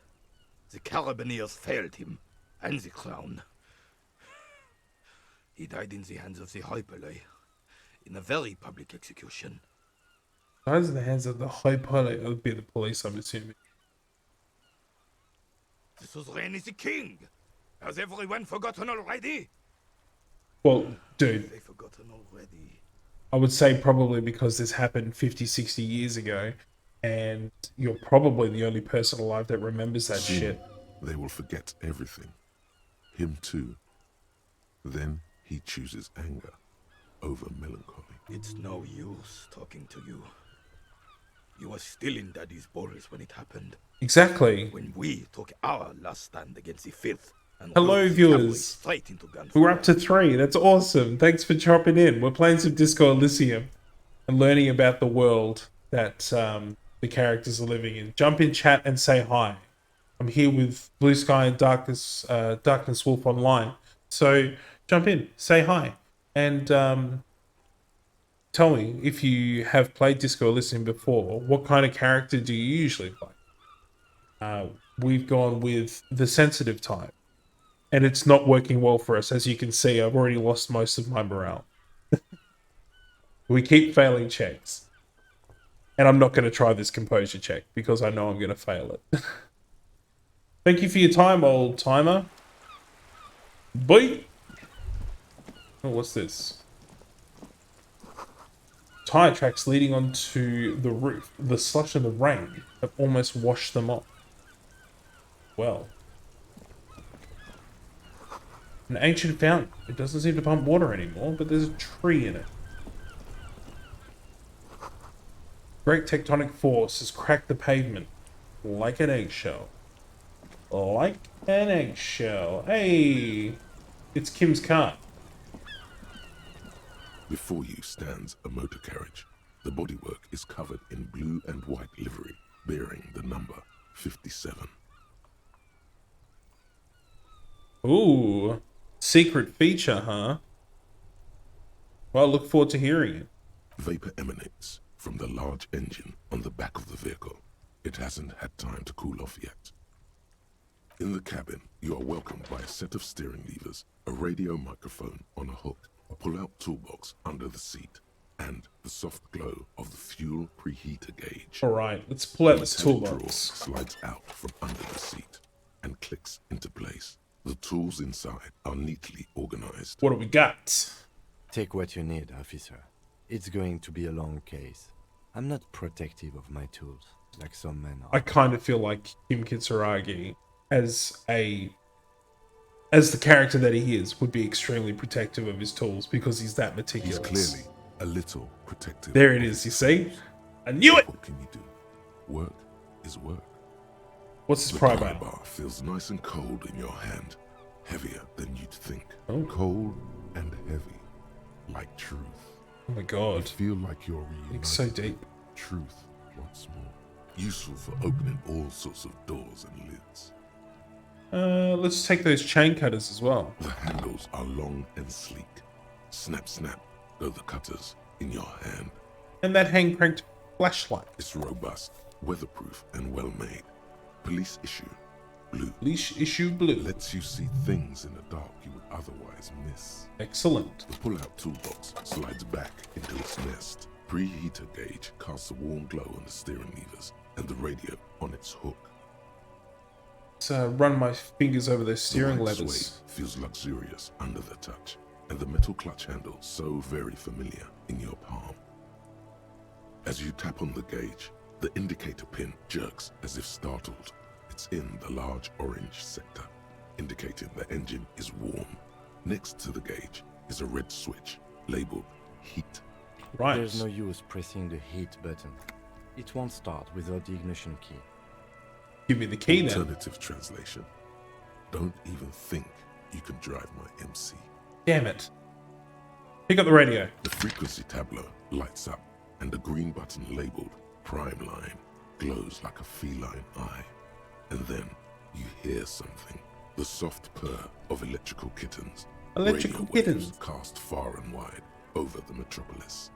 A woman's voice greets you through the static. This is Precinct 57. Hello, Lieutenant. How may I assist you? Lieutenant. I love that. I love the the seasoning of the, which was probably French, actual French, throughout this game. Just adds a little bit of class, you know? Hello, Alice. Please assist our colleague from the 41st precinct here. I'm putting him on.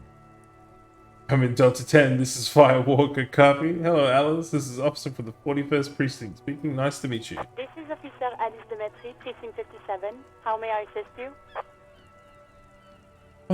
I need you to connect me to a civilian, Sylvie. She may have reported a murder. Of course. What is the number, officer? Didn't Garth give you the number? Yes, hold on. Her number is 005 1944 298. Received. Hold on, officer. Ooh, I've almost compressed my shit.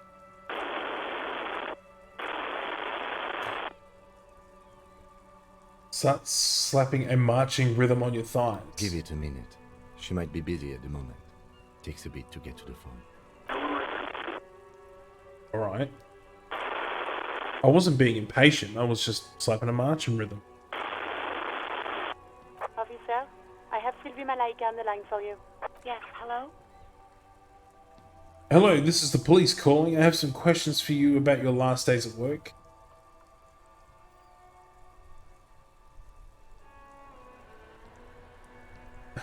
Sylvie, I believe we've met before. This is me, a detective from the Whirling in Rags. I don't know how that'd go. Oh, right. She recognizes your voice almost immediately. Okay. You can hear resentment in her tone. She's not thrilled to be talking to you again. See. There is no resentment in her tone. She wants you to ask her out. No question about it. I kind of feel like my empathy, being the strongest statistic, is probably more reliable than my electrochemistry. So, was it you who called the police? No, not me. But why didn't you call? Didn't the corpse behind the workplace bother you? What? Of course it bothered me. But I thought the union already knew about the corpse. What does the union have to do with anything? No one calls the police. The union would get angry. What do you mean by that? You know, what the union says goes. People listen to them and they take care of their own, which is like everyone here. Say. Garbage. Okay. Apparently I've got something to say about that.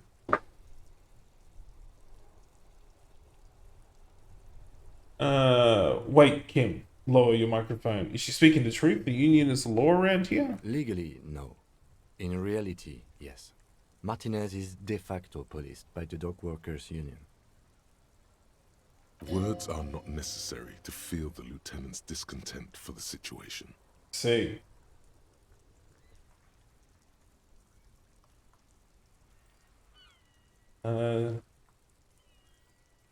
Looks like there's a limit to my authority around here then. Mm-hmm. Tell me, why exactly did you let a corpse hang in your own backyard for weeks instead of calling us? I didn't want to get in trouble with the others. Push her further. Show her the error of her ways. Jeez, okay. No, don't push her. It sounds as if she's about to cry. Do I ask about the others, which I think is what's going to set her off? Or do I follow my empathy?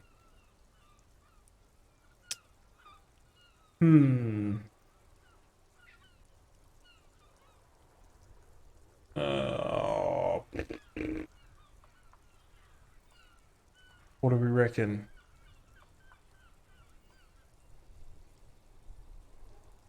Let's push on and hope she doesn't break. The other people who live around here. Local people, I didn't want trouble. Her voice is resigned and weak. Okay, I understand. You don't live here. You don't understand. Squealing is frowned upon here. Everything is dealt with, well, by the union, internally. Okay. Please, I just didn't want any trouble.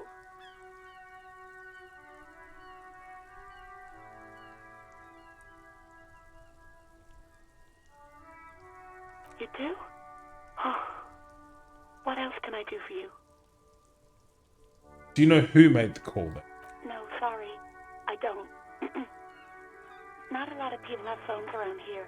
Copper thieves take the wires. People don't have the money to have the cables put in again. God. They use the Union's phone, or the one on the coast. It was someone else. We'll find them sooner or later, officer. It just might take a while. Okay. Yeah, go on. You mean, why did I leave the bar? Honestly, I'm not really comfortable discussing it with you, sir. Maybe, I don't know. I just know I have to take some time off right now.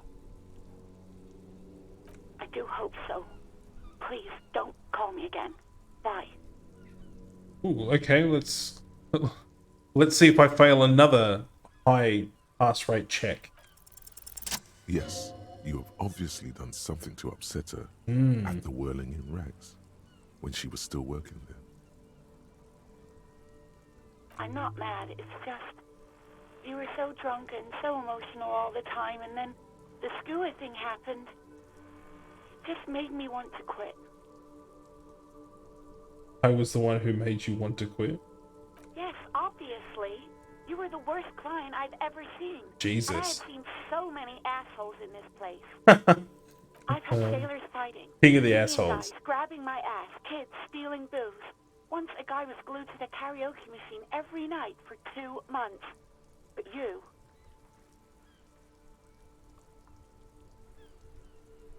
What did I do? You were worse than all of them. Honestly, you were getting borderline aggressive. Even about little things like not turning down the volume at 3 a.m. I even liked one of those songs you kept listening to on repeat. No more. I hate it now. We Go On by the O.O. Oh. I can't listen to it anymore. You've turned it into a parody. To hell with that song. Then there was your room. Your project. My project? An experiment to see how bad it can get in there. I tried to send the cleaner, but you wouldn't let me. Threatened to make me understand. I had no idea what you meant, and I don't want to know. I don't even know what I meant, so don't worry about that. And then you screamed something about how you're a piece of shit human being, and why does anyone even let you work as a policeman? That you'd fire yourself, but you can't even do that. Sounds intense. And then I had to deal with your toilet. The one you clogged with police documents, causing water damage downstairs in the kitchen. Ooh. Maybe note that. I won't even mention you waving your gun around, harassing customers, threatening to sing karaoke, threatening to kill yourself. The ones I had to wrench out of your toilet. Damn it, I don't remember what I did to your damn papers. I don't remember every little thing I do. She's worried she might have accidentally done something bad. Then she remembers it's you. Ah, so then it's fine. Especially when there's a hurricane loose. It's your fault for losing them, not mine. Something in you wants to immediately forget about this, as if there was a reason you threw them away. No, you really weren't. You were simply the worst. I was trying to show you the world of tomorrow, the great panic at the end. Jesus. Well, you're the worst tavern wench I've ever seen. God, I knew I shouldn't have brought it up. Just try not to call me again, and let's pretend it never happened. The stuffed bird, the great skua. Oh. Threw it against the wall while screaming, "Fuck that bird," and laughing like a maniac. I think you said it had been giving you shit ever since you got there. So the bird was talking to me as well as my necktie.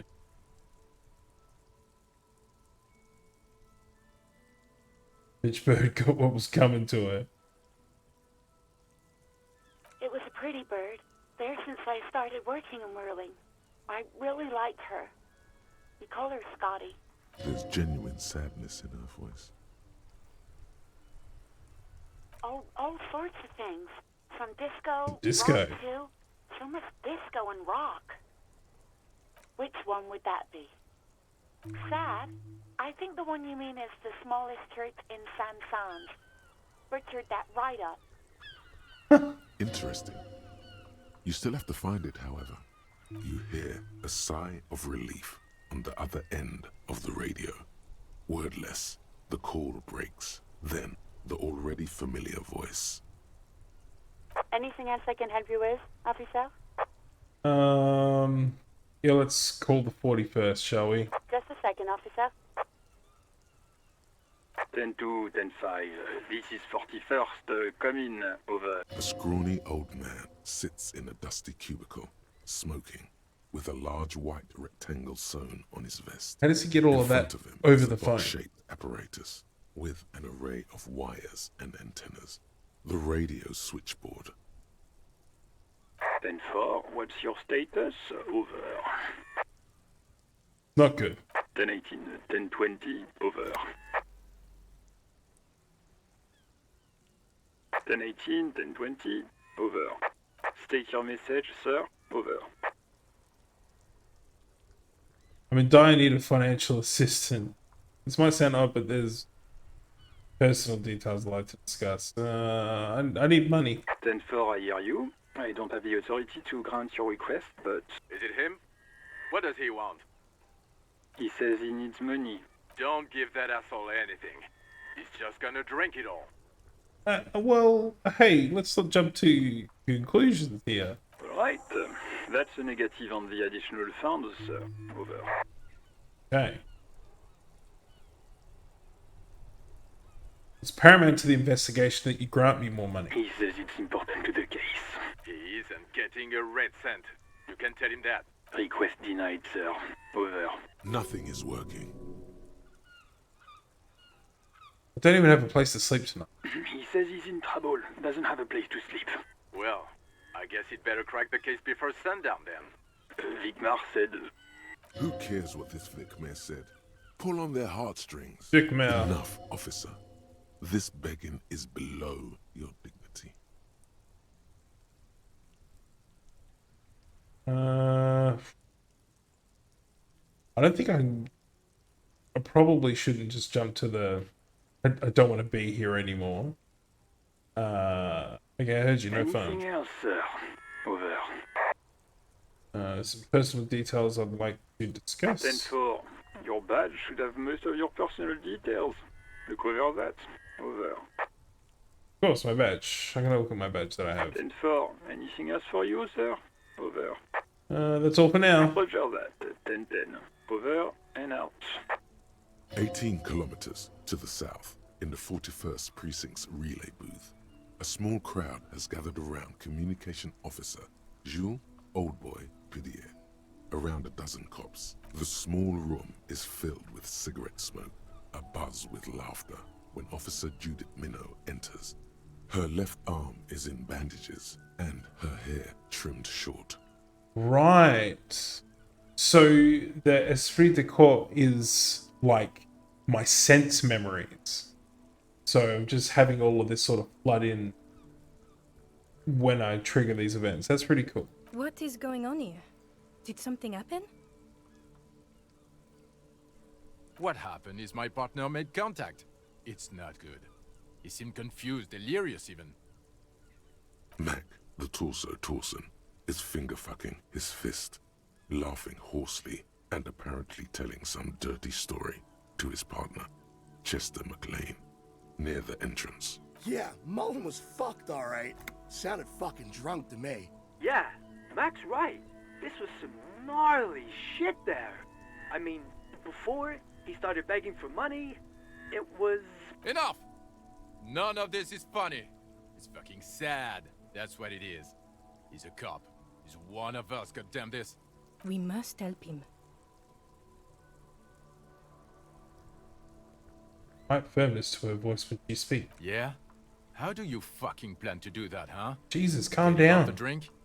Go jogging with him in the morning and get him on carrot juice? He's a lost man. I just know we can't give up on him when he's at his weakest.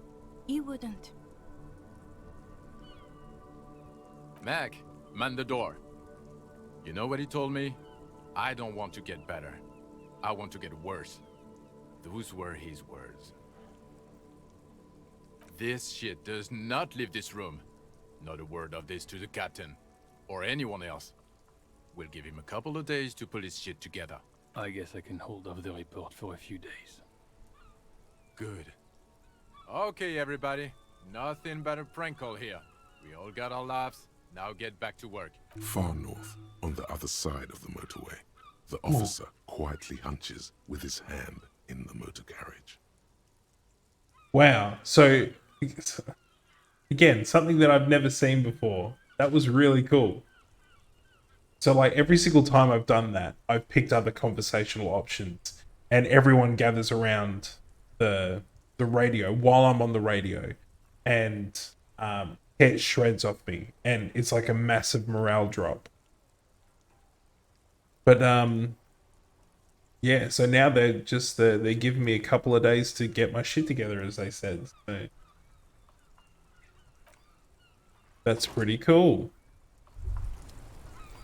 Hey, so we've been monitoring you internally, and now we know your Copo type. Oh. There are copper types? Yes. Guess what's yours? Sorry, cop? I'm sorry, I'm not sure. Yes, sorry, cop. The cop who's sorriest. Let's make it official then, shall we? Huge lack of enthusiasm going on in here. But there are other copper types? Oh, you know. Apocalypse, Superstellar, the advanced interesting cop, Liquid Shadow cop. But you're too sorry to say those things. So, here we go. Won't the other copper types be generous? What? Jealous? Jealous of the sorry cop? I think they'll be fine. Don't worry. They'll be super, super fine. It'll be totally okay. You can dual Copo type from sorry to anything. Oh, cool. Alright, I'm sorry. Of course you are. It's okay. See if you can get something out of this, like info.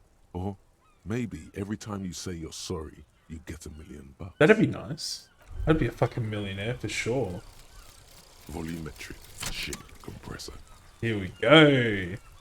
So we've finished scientific news the from thought. Official West today, where a police officer's shit has been observed at a pressure of around 495 gigadecimals.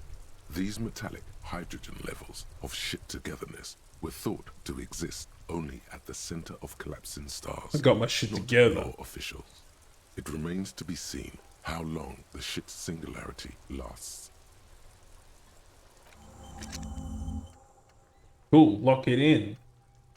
So we've got another one, which is the righteous self-critique. So, temporary research bonus. It's going to take 6 hours.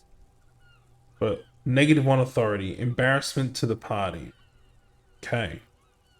You are one sorry piece of shit. A cop and petulant cop monk. This is not the right line of work for you. You should be groveling at the feet of a feudal lord, providing lurid evidence against yourself at a Mazovian show trial, or ripping the flesh from your back with a cat of nine tails. Whatever made you this way, you can be damn sure it was your own fault. Do it. Really criticize yourself. Who knows? You might uncover something of importance from your guilt-ridden past. Well, let's eternalize it. See how it goes. Okay. What's this gentleman got to say? I am a gander and a hunter and a gatherer. Feel like a traveler from another planet. Hey there. I am the law. What's going on here? It's the jam, my man. It's a traffic jam for the ages. Harbor gates up the street are shut tight. No explanation given. Workers on strike, scabs agitating. All around clusterfuck. All around Meanwhile, clusterfuck. we're all stuck here in long haul limbo for days upon days upon days. Upon days. So how long have you been here? Feels like forever. Like I was born on this here roundabout and this was all I ever knew. Just me and the metal and the tires, the oil and the fumes and mazout. Extravagantly praised. But I can roll with it. Yeah, imagine. It's been a whole week already. Behind the laugh, however, a touch of sorrow. A touch of sorrow. So tell me, what do you need? Got any smokes on you? Nope, don't smoke. Some of the other drivers do, though. There's still a few around, waiting for the jam to disperse. Or waiting for the sweet release of death. Jeez. Yup, nothing wrong with that statement. Your senses have nothing to add. You left the ask around elsewhere. You could also check the kiosk down the street. Frit. With 3 T's. Rebishaw's weird. Rita. Tell me about this strike. Whatever's going on over at the docks. Workers got a blockade set up, making demands. No way in or out. What's the union demanding? Some pretty wild stuff, I hear. Like a giant new power crane in half the company? I forget what exactly. Good on them, I guess. I've heard talk there's a company rep in town, too. Like a strike negotiator type. Ooh. They'd know what's up. Precise demands and so on. Ah, yes, from the Wild Pines. We'll meet her soon enough, I'm sure. What do you think the company wants? They want to keep that money flowing in, my man. Ka-ching. Ka-ching. This guy's very chill. I totally vibe with this guy. Anything else? Yeah, this ain't really my area of expertise. I just do my job and get paid. I have things to do and places to be. All of us do. Us lorry drivers. Camionneurs. You still hang around here waiting for this mess to end. Most have scurried off somewhere to get drunk or high. Nice. Or laid. Not that I blame them, really. Not my thing. Chasing transient pleasures is a drag these days. I prefer the examined life now. Thinking, reflecting, observing. What's better than chasing transient pleasures? The more transient, the better. Ooh. When one's ended, you can get onto the next one. Know anything about the dead man, the one hanging behind the hostel there? He ain't one of us drivers. I know that. All accounted for. Otherwise, I haven't really asked about that. Been wasting time right here. Keep him busy. Busy with what? Analyzing the fundamental structural and psychological conditions of being stranded in the midst of a sea of motor lorries and their sad, despondent chauffeurs. And your conclusion? A sense of surprise there ain't more bodies hanging from more trees. What you hauling? Oh, high-grade narcotics, illegal firearms, stuff like that. Time to Funny man. arrest him. Wicked, I've always wanted a friend in the other world. Can't even get a few jokes past you, my man.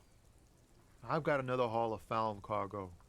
Mostly sporting goods, tracksuits, and that kind of thing. Ooh, I could use a tracksuit. They usually get shipped to Grad in the Occident. Though we've been making headway in the Il Moran market lately. We're pals and all, but I can't just freely hand out the merchandise. The bosses won't be happy. That's your machine It's behind rockin' you? beauty. Sure is. Like a rash you can't get rid of. You interested in heavy-duty cargo machinery? Yeah, these lorries are pretty neat. Neat. For carrying large quantities of cargo a long distance. These found tracksuits need to find their way to the kids way out in Wamrau and Laurent Bird somehow. There it is again.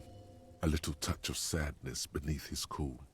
He thinks he's spent too long in this lorry. Not unless they've illegalized sports equipment while I was on the road. The man taps his fingers rhythmically against his arm.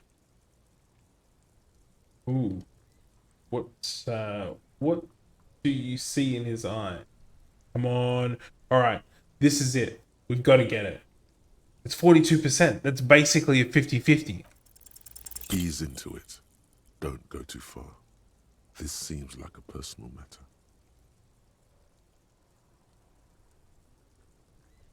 My man, I want to know about your soul.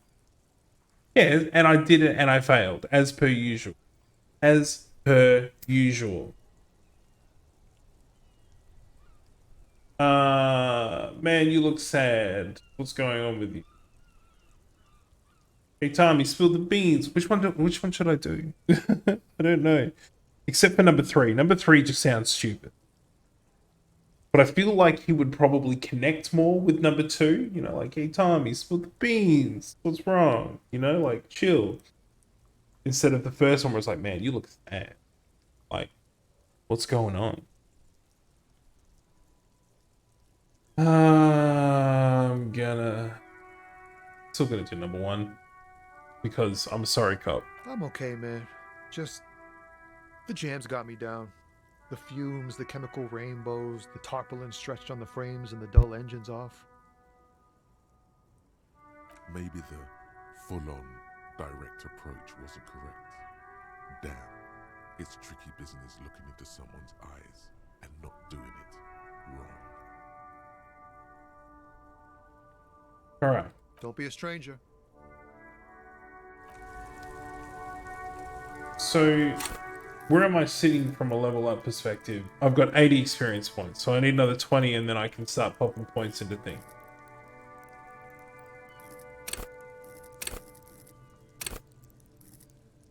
The Inland Empire is my specialty. Alright. Let's have a look around. This way. Here. Down here. What was this? What is that? An old monument stands in the middle of the traffic island, pointing toward the sea. It looks as if it's been reassembled piece by piece, secured and mounted in the air with the aid of numerous ropes and rods. Who's A this? silver plaque on the statue's pedestal reads, "I am Philip III, the Squanderer, the greatest of the Philippian kings of Revachol, son of Philip II, the opulent, father of Philip IV, the insane." Right. So, encyclopedia, let's see if we can roll it. Again, 42%, that's basically a 50-50. What did he do? I have no idea what you did a week ago. How would you know what this guy did many centuries ago? Of course, that would be silly. High above you, the king stands triumphantly oblivious to your memory trouble. Yeah, no shit.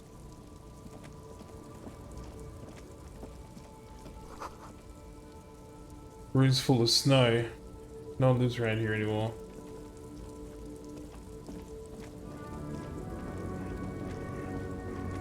Yo. The small, wrinkled woman does not greet you. She nods along to something on her radio. A photograph is clutched in her hands, and there is a warm smile on her face. It's the warmth of a winter night's fire. Maybe she could give you comfort and shelter, some cigarettes and food money. Maybe she's your... No response. Wherever this woman is, your words fail to reach her. Grandma? Nothing. Her smile just keeps widening. Her hair is gray like lead. No, this one is a monster in disguise. Jeez. Wait. She's just a distracted old woman. Better to leave her alone. Why? Why? I just told you why. You say so. Okay. Foreign car kept in good condition.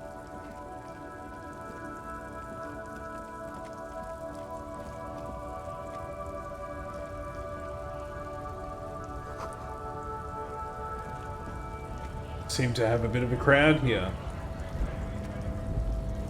Bastards! We have a right to work! What's going on here? Hold up and stay frosty, everyone. Cops are here. You here to fuck with us? Beat the honest worker down. Why should I? We're here to fight for a cause. Stripes usually have problems with people who have causes. Then I'm thinking no. We're fighting for a cause here. Right to work! Right to work! Besides, we're not that different. It helps if people see us talking, cops and strikebreakers together. Shows authorities are on our side. Builds confidence. What kind of cause are we talking about? Rights of people. Rights of workers. To have gainful employment. To make a salary. And feed their families. Regardless, I have some questions. Maybe you should ask them the questions. Like, why we're not allowed to make a living here. Shame on you! We have families to feed, you piece of shit. So do we, Scab. So do we, Scab. Want to get into the harbor too? Have fun. Union shits are on full strike. Don't think they're going to let you through the gates. I'm trying to meet their fat boss. I'm interviewing people about a murder that took place here, behind the hostel cafeteria. I know nothing about a murder. The mention of a killing sends a barely noticeable shiver of tenseness through him. Interesting. Absolutely nothing? Wouldn't put it past these harbor bugs. They'd do anything to stay alive. Right to work! It's shameful. Cops doing nothing. You should bring backup. Open up the gates for us. Blockading gainful employment for workers is a crime. Really isn't my area of expertise. We are not picking a side in this just yet, sir. Pity. Let us work! Who are all these strike breakers? Honest men and women with rights to work, to be useful. Right to not work. toys for corporate interests. We came here to help the harbor run smoothly in time of crisis. If union fucks don't want work, they ought to let in those who do want work. I have a question. Why do all these men follow your leadership? You think they follow question. because I'm big and loud? No. They follow the rules of the market, the rules of the economy, because they were given a job to do! So what exactly is your goal here? We were promised work. We'd be in there, working, if them bastards hadn't shut the gates. And you're unable to breach the entrance? Main gate's locked. Would take heavy ordnance to bust it open. Could try to get in through the secretary's office. Door's locked. The guard's blocking the way to the access panel. And I don't mean the scrawny mess punk either. I mean head measurer. Or whatever he is. Head measurer? Yosemite's guy standing up there on the overhead passage. Won't let anyone by. The access panel is right behind it. How bad could one guy be? You seem capable. Bad. Standing on a narrow bridge, he's got a strategically advantageous position. And he's trained. I don't know how the Union has a trained killer up there. But that one's no joke. And my men are tired and hungry. They're workers, not fighters. Have you considered storming in, like all of you? Why don't you go arrest them instead? I'm sure they've done plenty of criminal shit. They have that look. It would be better for the neighborhood if you went home. At least for now. If you can't get in anyway. No. They will give up eventually. Or get drunk. Leave the button unguarded. Then we charge. When a bunch of ungrateful, lazy cockroaches can't get their act together, decide to block honest work for other people. Beats me. They mumble nonsense about boardrooms and workers' rights, while we have the right to work! So you don't actually really know why they're striking. When the man moves around, you perceive some serious abs underneath his tight-fitting shirt. This man is in shape. There's something odd in the way he carries himself. His set of clothing looks vaguely mismatched. The different pieces of the attire seem ill-fitting. His shirt is far too small, and an unpleasantly tight fit, while the overalls, held up by a belt, seemed to fit a man with much more corpulence. Corpulence? You're wearing new clothes. He ignores your question, choosing instead to turn to the emaciated workers, raising both fists in the air. The clothes are obviously not his. You've been talking to him for quite a while. Something is off with this guy. Ask him where he's from. What's it to you? Kind of curiosity, gonna figure out this strike must routine part of the investigation. I thought you looked real familiar for a second. It's gonna be a curiosity. Big mess caused by union greed. But I only fight for the rights of people. We're all workers, right? Workers stick together. Came from the eminent domain, Jamrock. Backgrounds in odd jobs, heavy lifting, cargo hauling, bouncer work. I know the drill. Bouncer, you frequent a lot of bars. Maybe it's one that I know. Worked at Territorial. Ring a bell? Uh-huh. It was a long time ago.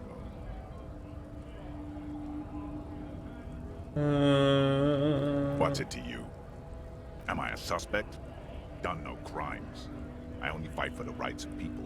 Makes sense, yes. We're all workers, right? Workers stick together. Came from the eminent domain, in Jamrock. Worked at Territorial. Ring a... Uh-huh. It was a long time ago. What's it to you? Oh, the other ones. No. Don't think we've met before. I came to help out people. We're all workers, right?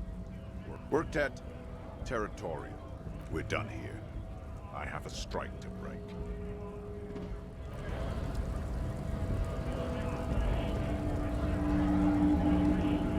Scab? What did he just call you?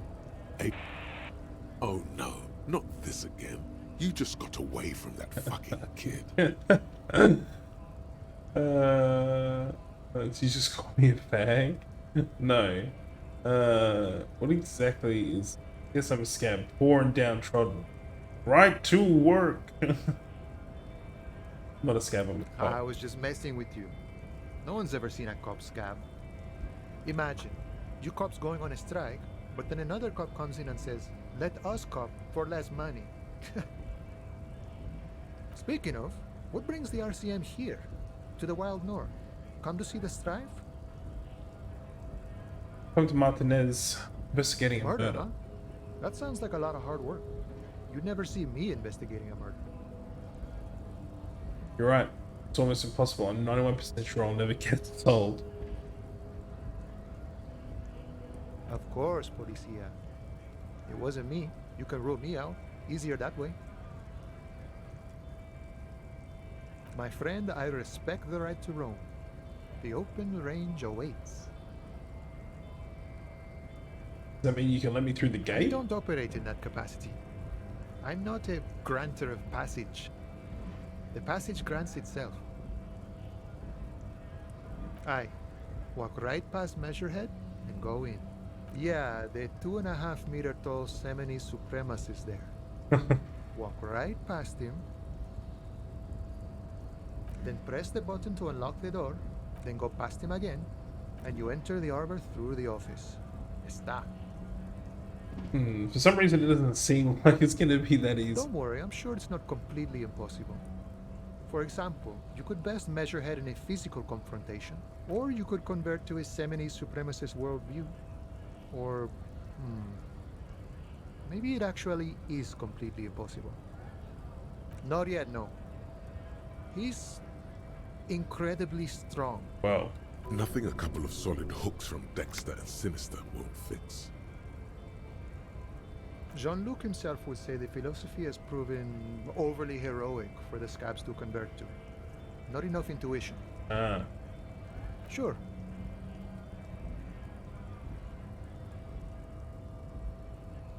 You know, serious business. I'm sure the big boss will be glad to tell you. You'll have to ask him first. He's a chatty guy. Wants to talk about the strike. Return once you've met the union boss and are on a better footing with the organization. Easy. Okay. Well, let's go have a chat with Measurehead. I'm sure he's not that bad.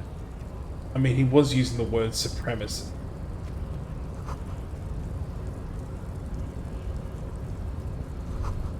Hermetically sealed, locked by electronic means. There's no lock picking or door kicking this one. So before we have a chat with Measurehead. Confirm.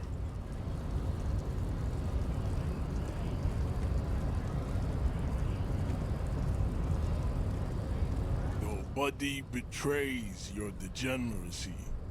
Yeah, Measurehead. His body totally betrays his degeneracy. He's got floozies. Hello viewer, welcome. We're playing some Disco Elysium. We're just about to square up to Measurehead. Jump in chat and say hi.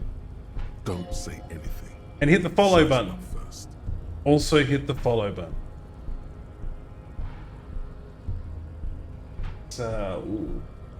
What do you mean my body betrays my degeneracy? You have succumbed to Al-Ghul. Face contorts in disgust. You reek of it. An invisible sword of Al-Ghul emerges from your throat. You cannot see it, but others can. It is making the woman in my company sick. Is it really that bad? It's not good.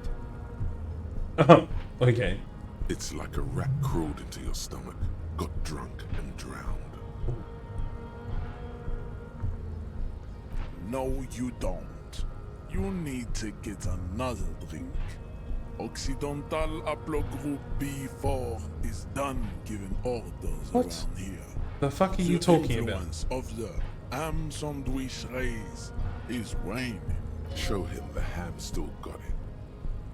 I'm the police and I need you to comply now. Take a step closer. Yeah, let's fucking do it. Jerking motions. Signs of a late-stage neurodegenerative disorder. How far the Occidental Haplogroup has fallen. You were once a noble and powerful race. You gave the world eugenics, electricity, and powerful weapons of war. This guy's supposed to be a meathead Besides, white supremacist. You made great gains in metallurgy, race theory, and statecraft. But the guy is learned as shit. You dominated lesser cultures, like the deformed Hemians and the inexplicably potato-obsessed Khoikos. Potato obsessed. Now your ascent to the genetic summit has halted. I must be a Khoiko You are because I am potato with obsessed. sadness and with frivolous pop culture. You will be superseded. Isn't that right, babe? Who isn't a Khoiko? Who isn't potato obsessed? God forbid. It is, baby, yeah. You know it. God forbid I ever get some kind of medical condition which prevents me from eating potato. There is a button right behind him, just out of reach. It must be the one that opens the door to the harbor. Come, just take it. Just take a small step. It is my task to keep the degenerate drunks from entering the harbor. Okay.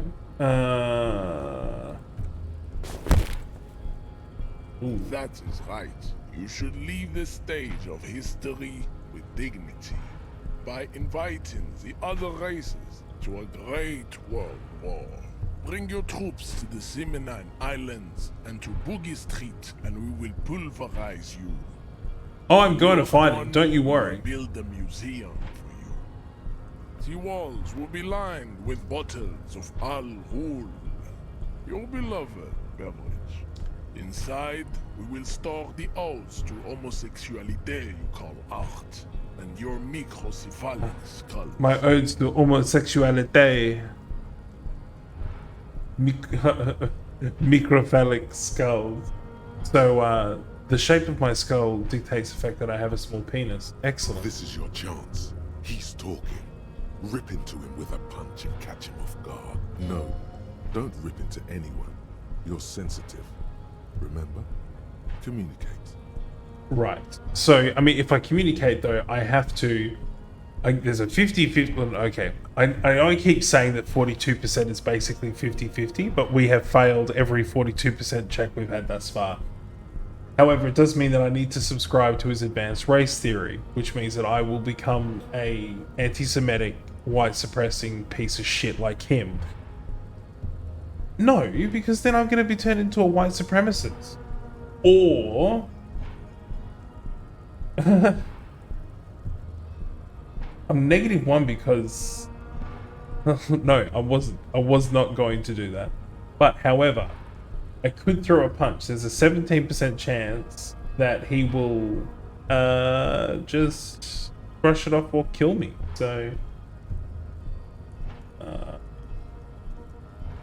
you serve the Union, don't you? Aren't they white? Don't be vulgar. White or not has got little to do with this. The race enigma runs much deeper than that. There must be some friction there. He's keeping it well hidden, however. Yeah, but you still serve them.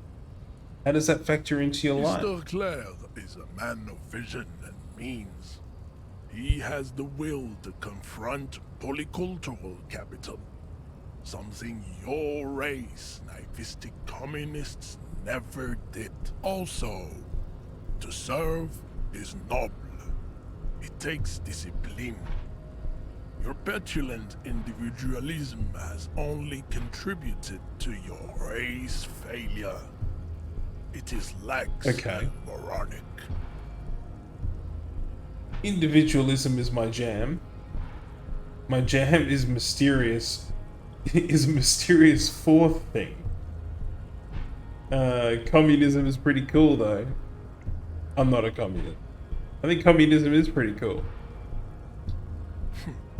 Idiotic communism is the single greatest contributor to your race descent. Everywhere around you. The fruits of its failure to challenge the world order. Individualism, rock and roll music, sexually transmitted diseases. Sounds like a good Friday night. Above all, rampant multinational finance still reigning large. Tell me, where have you gotten your love of pathetic communism from? Degenerate youth culture? Yes. Rock and roll music? Also yes. Youth culture does not affect my thinking. It's true, I am a rock and roll star and a rebel.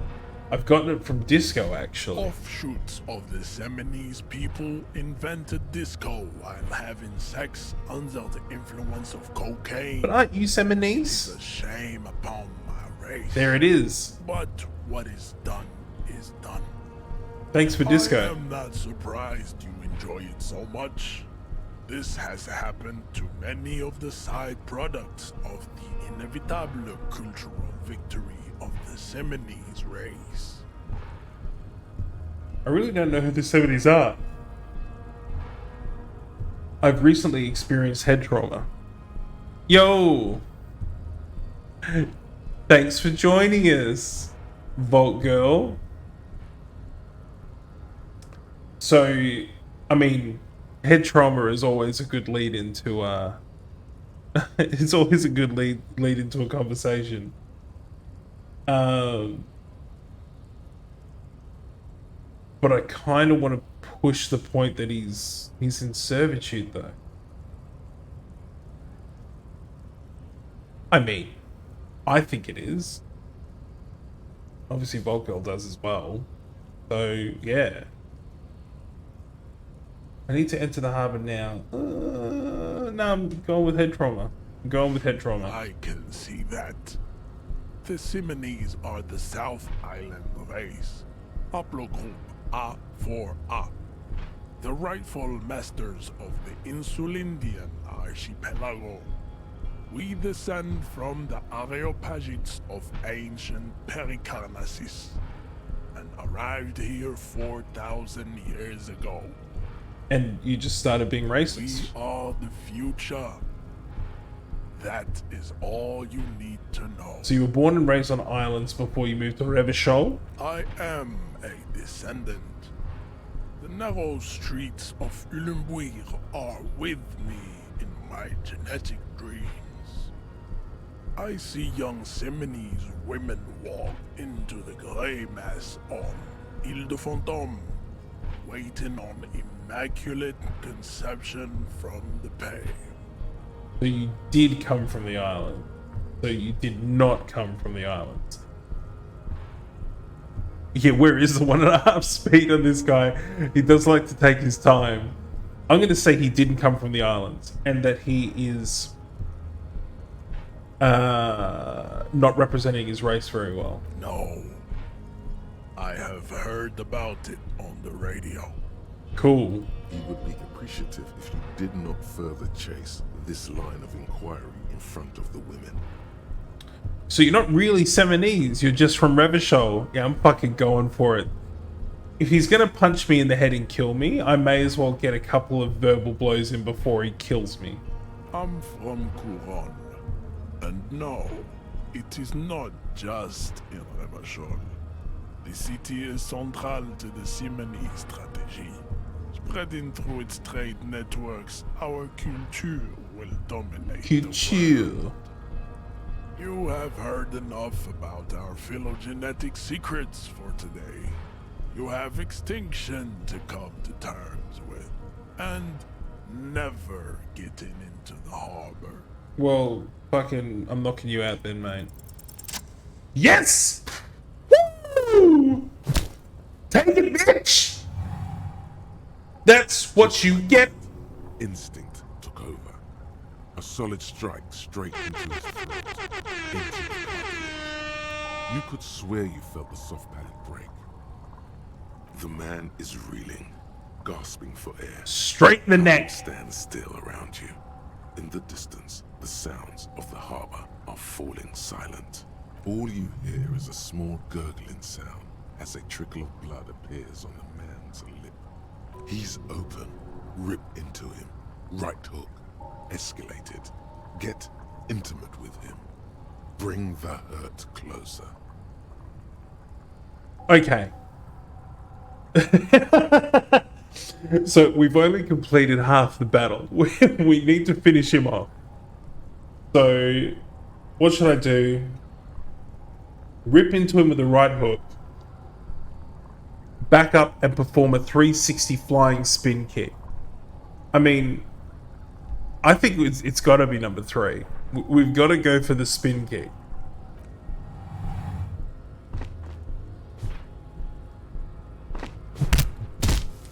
Oh!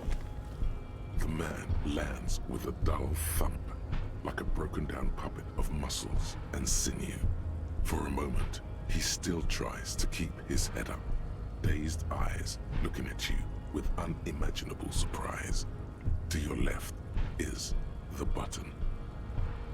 Disco Inferno! As you slam your fist on the button, the man collapses entirely, his head rolling to the side. Looks like you're the new measurehead now. Cool. Her voice is surprisingly calm.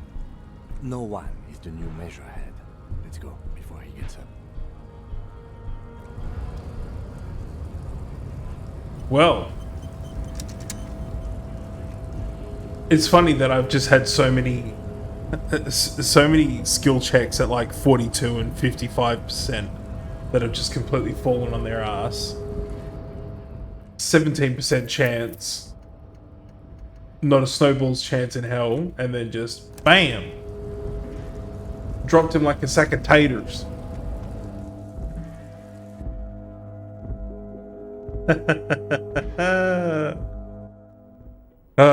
Yes. All right. Let's oh, yeah, we got a bit to check out. I saved all of my luck for that roll. What do we got? A postcard. Ooh, sell that shit. What is this? This is a Dewey typewriter. Ugh. We got every worker equals member of the board is written at the top of the flyers. Ah. We got over here.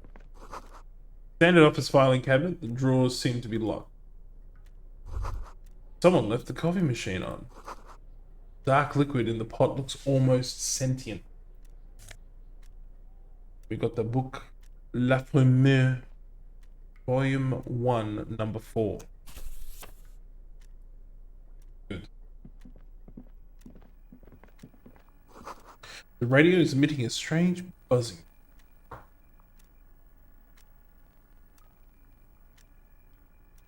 An imposing combination of a punch clock and a payphone is looking down at you from the wall.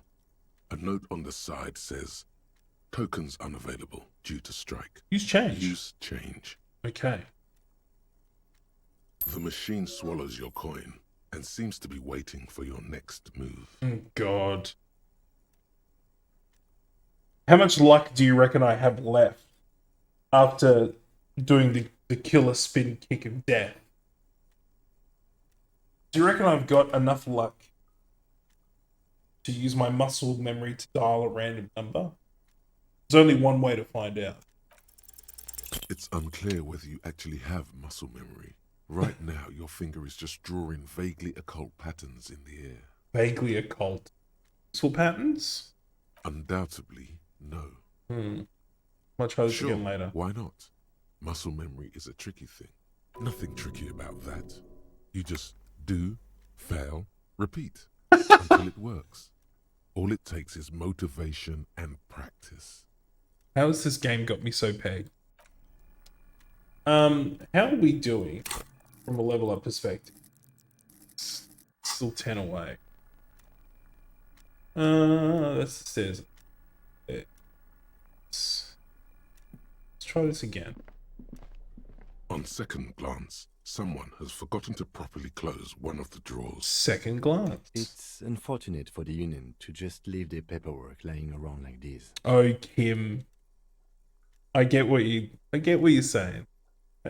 We won't tell anyone. Let's see what's inside, he thinks. The drawer opens smoothly. Inside is a well-organized selection of brown folders. Browse through the folders. Hundreds of documents containing logistical data. Two kinds of transactions stand out. Materials coming into Revachol from the outside world, from Muindi, Grad, and even Ilmara. Ooh, even Ilmara. And the same materials being handed over to companies inside Revachol. Kuron, Coal City, La Delta, and Jamrock are listed among the many districts where the imports are being sold. Anything interesting then, instead of this boring bullshit? It's hard to make sense of this thicket of company names, dates, quantities, and percentages. You try to focus, but the lines are getting blurry. It's okay, because I've got volition. Volition. And what do I keep saying? It's a 42% chance. That's basically 50-50. Look how blurry all the lines on these papers are. How unwieldy your own willpower is to yourself. You're like an absurdist Samaran monk, focusing through not focusing. Why is this happening? I think it's because I'm live and you're all watching me.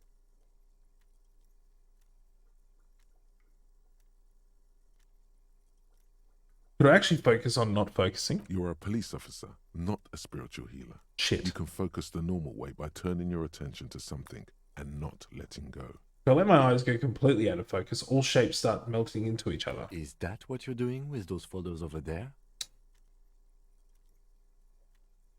The spin kick couldn't have been that ridiculously exhaustive of my luck that it has just completely drained me. There's got to be something left in the tank. Yes. Right. This is probably not relevant to our case. After all, we're not investigating an accounting mystery. I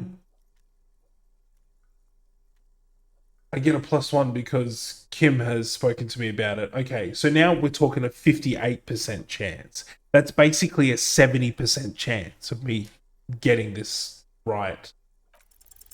Whatever's hidden here Finally! is hidden well. Concentration isn't enough. Only a trained accountant with a background in logistics would be able to really make sense of it. However, there is a little handwritten note stuck on the side of the drawer. It's not being bad at maths, it's statistics, right? it's the Sex Panther problem. 65% of the time, 65% of the time it works 100% of the time. So I just apply that to everything I do in this game. Let's look at the note. It appears to be a to-do list written in large, uneven capital letters. Remember, Leo, Everard's shoes, special whirling borscht, water Everard's plants, sweep office floor, more banners. More banners. All items on the list have been crossed out, and the note itself is crumpled. Look, Kim, a to-do note with a list of errands for Everard. Everard Clare, probably. The head of the Debarders Union. One of his aides must have left it. Nothing incriminating here. What is so special about this borscht? Code for drugs? Booze? Blood? Let's browse through the folder some more. Hundreds of documents containing and the same material. You already went through all of these. Remember, Leo, all items on the list, the drawer slides. Okay. But we learned something. Maybe. What do we got? More magnesium. Excellent. I'm actually going to use one. Just keep it somewhat topped up. Ooh. Neat office shades. I lose a bit of drama, but I get some visual calculus. And I think I've used visual calculus before. So, clothes. See this? Oh, fuck, I look awesome. Look at that. I just got Kim's shadow on me. And my little bag full of bottles. Ooh. Alright. What else? We just have the stairs going up. So let us go up the stairs.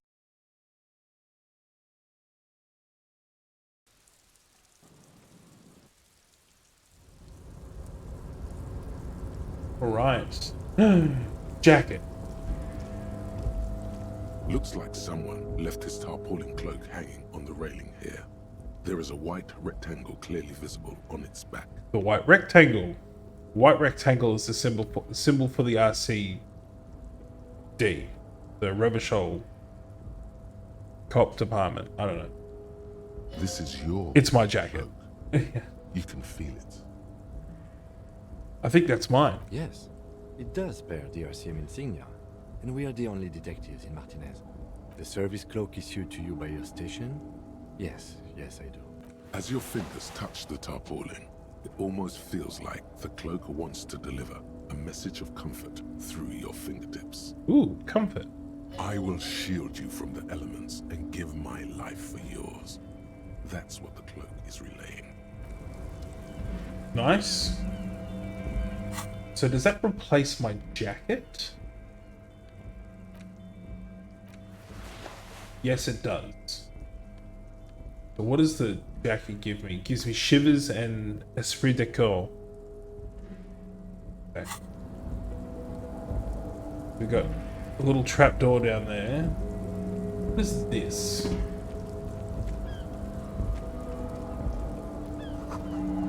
Collecting rainwater. Very good.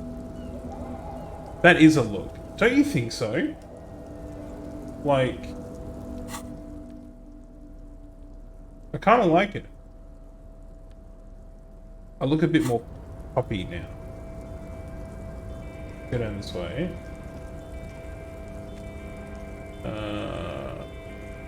Can't really get up there. Can't get down there. Oh wait, I can go around maybe? What?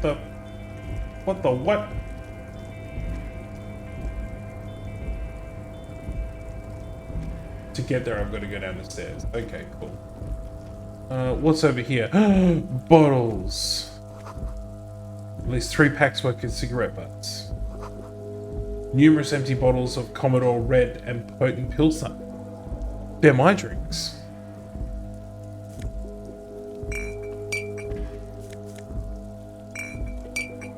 Wow, there's a lot of bottles here. This is great. I'm gonna sell these for so much money.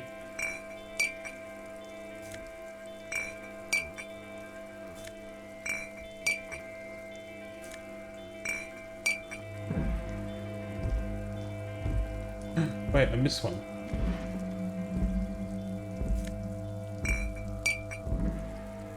Alright. What's in here? What is in here? This is the night watchman's booth. The name on the door reads Rene Arnaud. Rene. Listen, it's okay to take a few minutes to yourself. Sit down and have a breather. If you must. But please hurry. We are pretty easy to spot up here. Nothing incriminating catches your eye. The cabinets are clean and their sparse contents meticulously organized. There's a framed photograph on the table. Take the photo. It's a black and white photo of a young couple out in a street fair. The man, Rene, is dressed in a Royal Carabinier uniform. The girl is young and very pretty. She is smiling playfully at the camera. Rene looks like he's about to smile. This photo must be tied to some good memories. Why did you take that picture of Rene? I asked him about it. You're really interested in that old soldier. Not sure I understand your fascination, but sure, as long as it doesn't take up a whole lot of time. The chair is not as austere as the rest of the booth. A thin grey pillow is attached to the seat, secured to the stiles by black ribbons. Search for a little something to help you The out. drawers are empty, save for old timesheets and receipts. One small box, however, does hold some cheap painkillers. They are slightly out of date. Take the painkillers. You take the painkillers. They are yours now.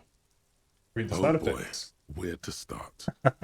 Elevated risk of dementia, mini strokes, prophet's disease, sudden death, What? hair death, erectile malfunction, critical flatulence. What's critical flatulence? Watery blood, black mucus, uncontrollable weeping, increased sensitivity to la opera, inoperable joint disorder, total spinal collapse. From painkillers. Maybe this was a bad idea. You stand and exit the booth.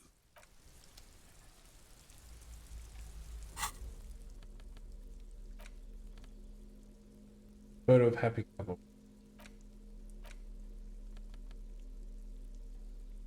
Summer of 91. Ooh. Long time. Can interact with.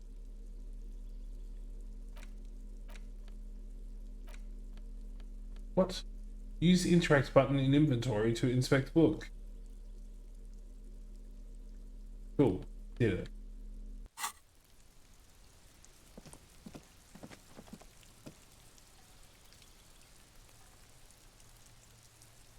Alright, get to either of those.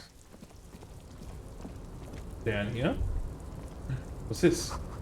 All around you, great machines and conscience. Questions. Question? I don't know. I don't speak French.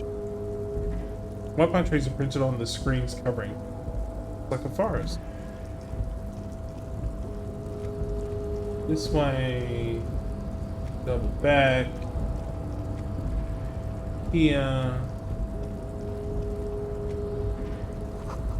You see faded industrial lettering on the platform. Files.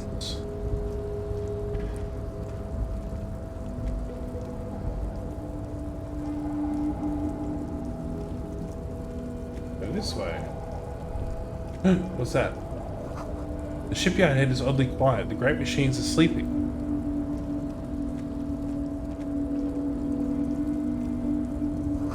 The speaker tower is silent. There is no work to organize in the yard below. What's this?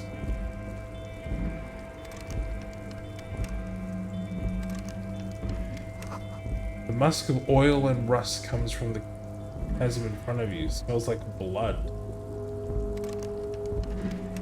Why am I unable to interact?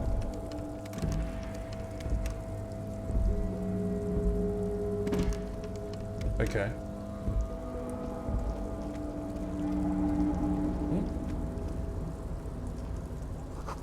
Industrial side thermos. Smells like burnt coffee.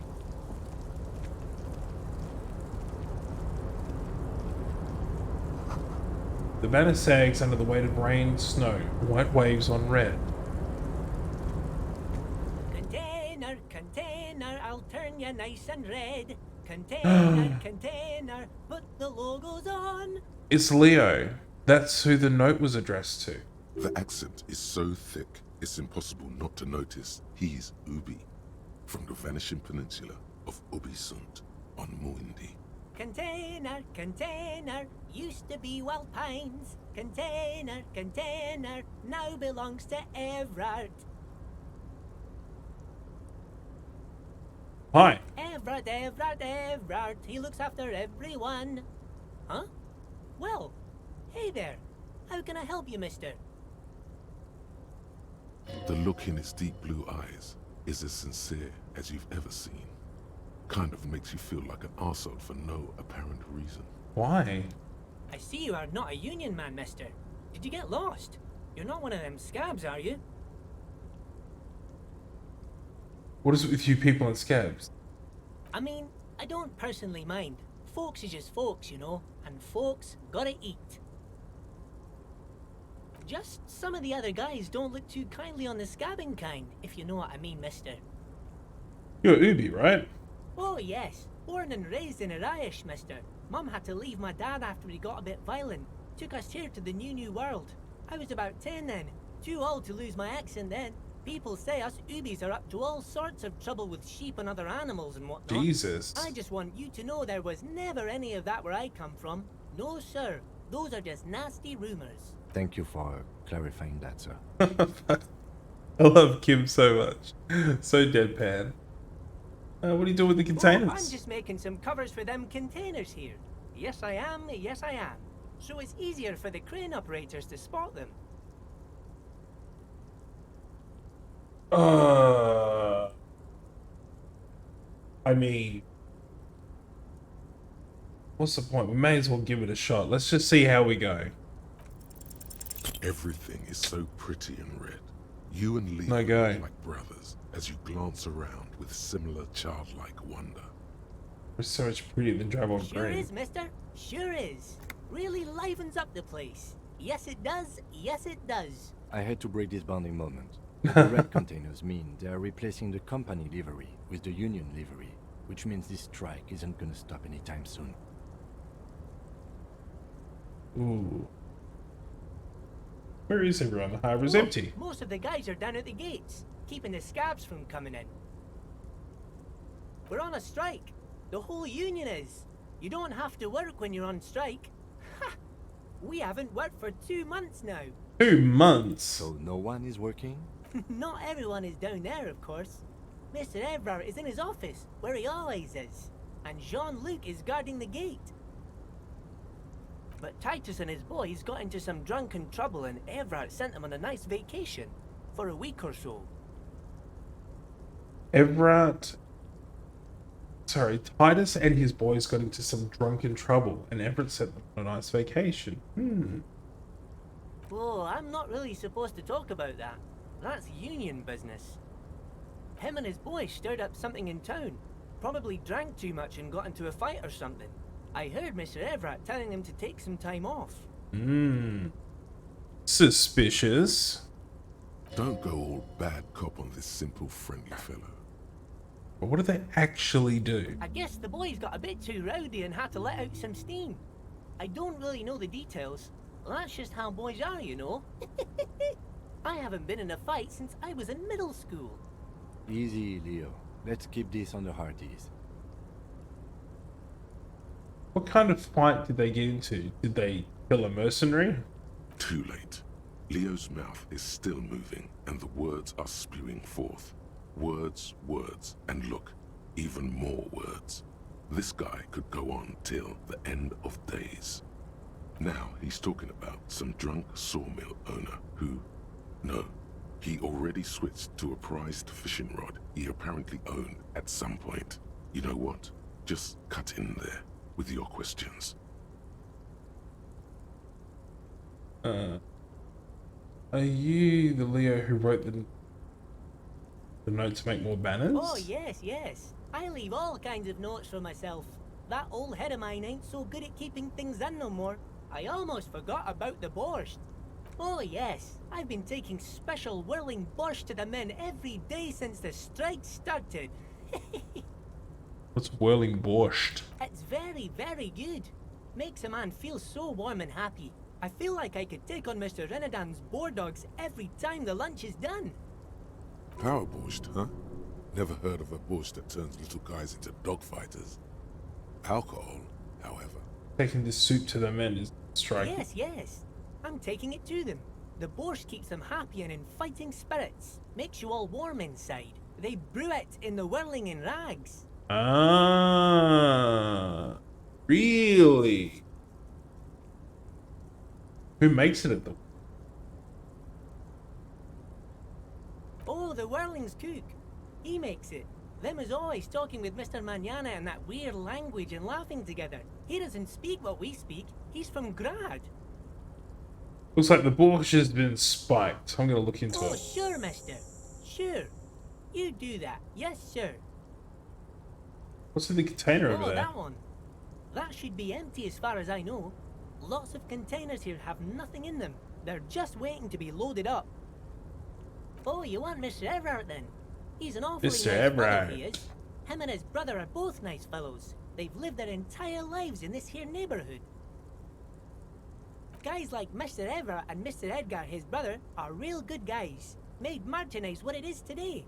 Mr. Everard and Mr. Edgar and I went to the same school we did when we were boys. Oh, Mr. Everard is where he always is. In his office, of course. Okay. Bye now. Well, now we've got a point to spend now that we've leveled up. And I've got no idea what I want to spend it on. And I'm going to wait for the next white check to decide what I will spend it on. Hey. Well.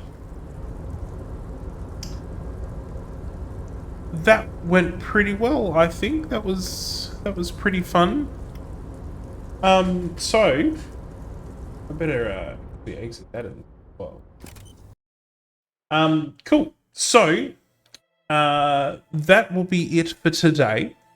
Thank you very much for joining me in first little run at Disco Elysium. I had heaps of fun. I hope you guys did too. So just as a reminder, if you haven't already, follow the channel, twitch.tv/Promall. Hit the follow button so that you get notifications for whenever I go live.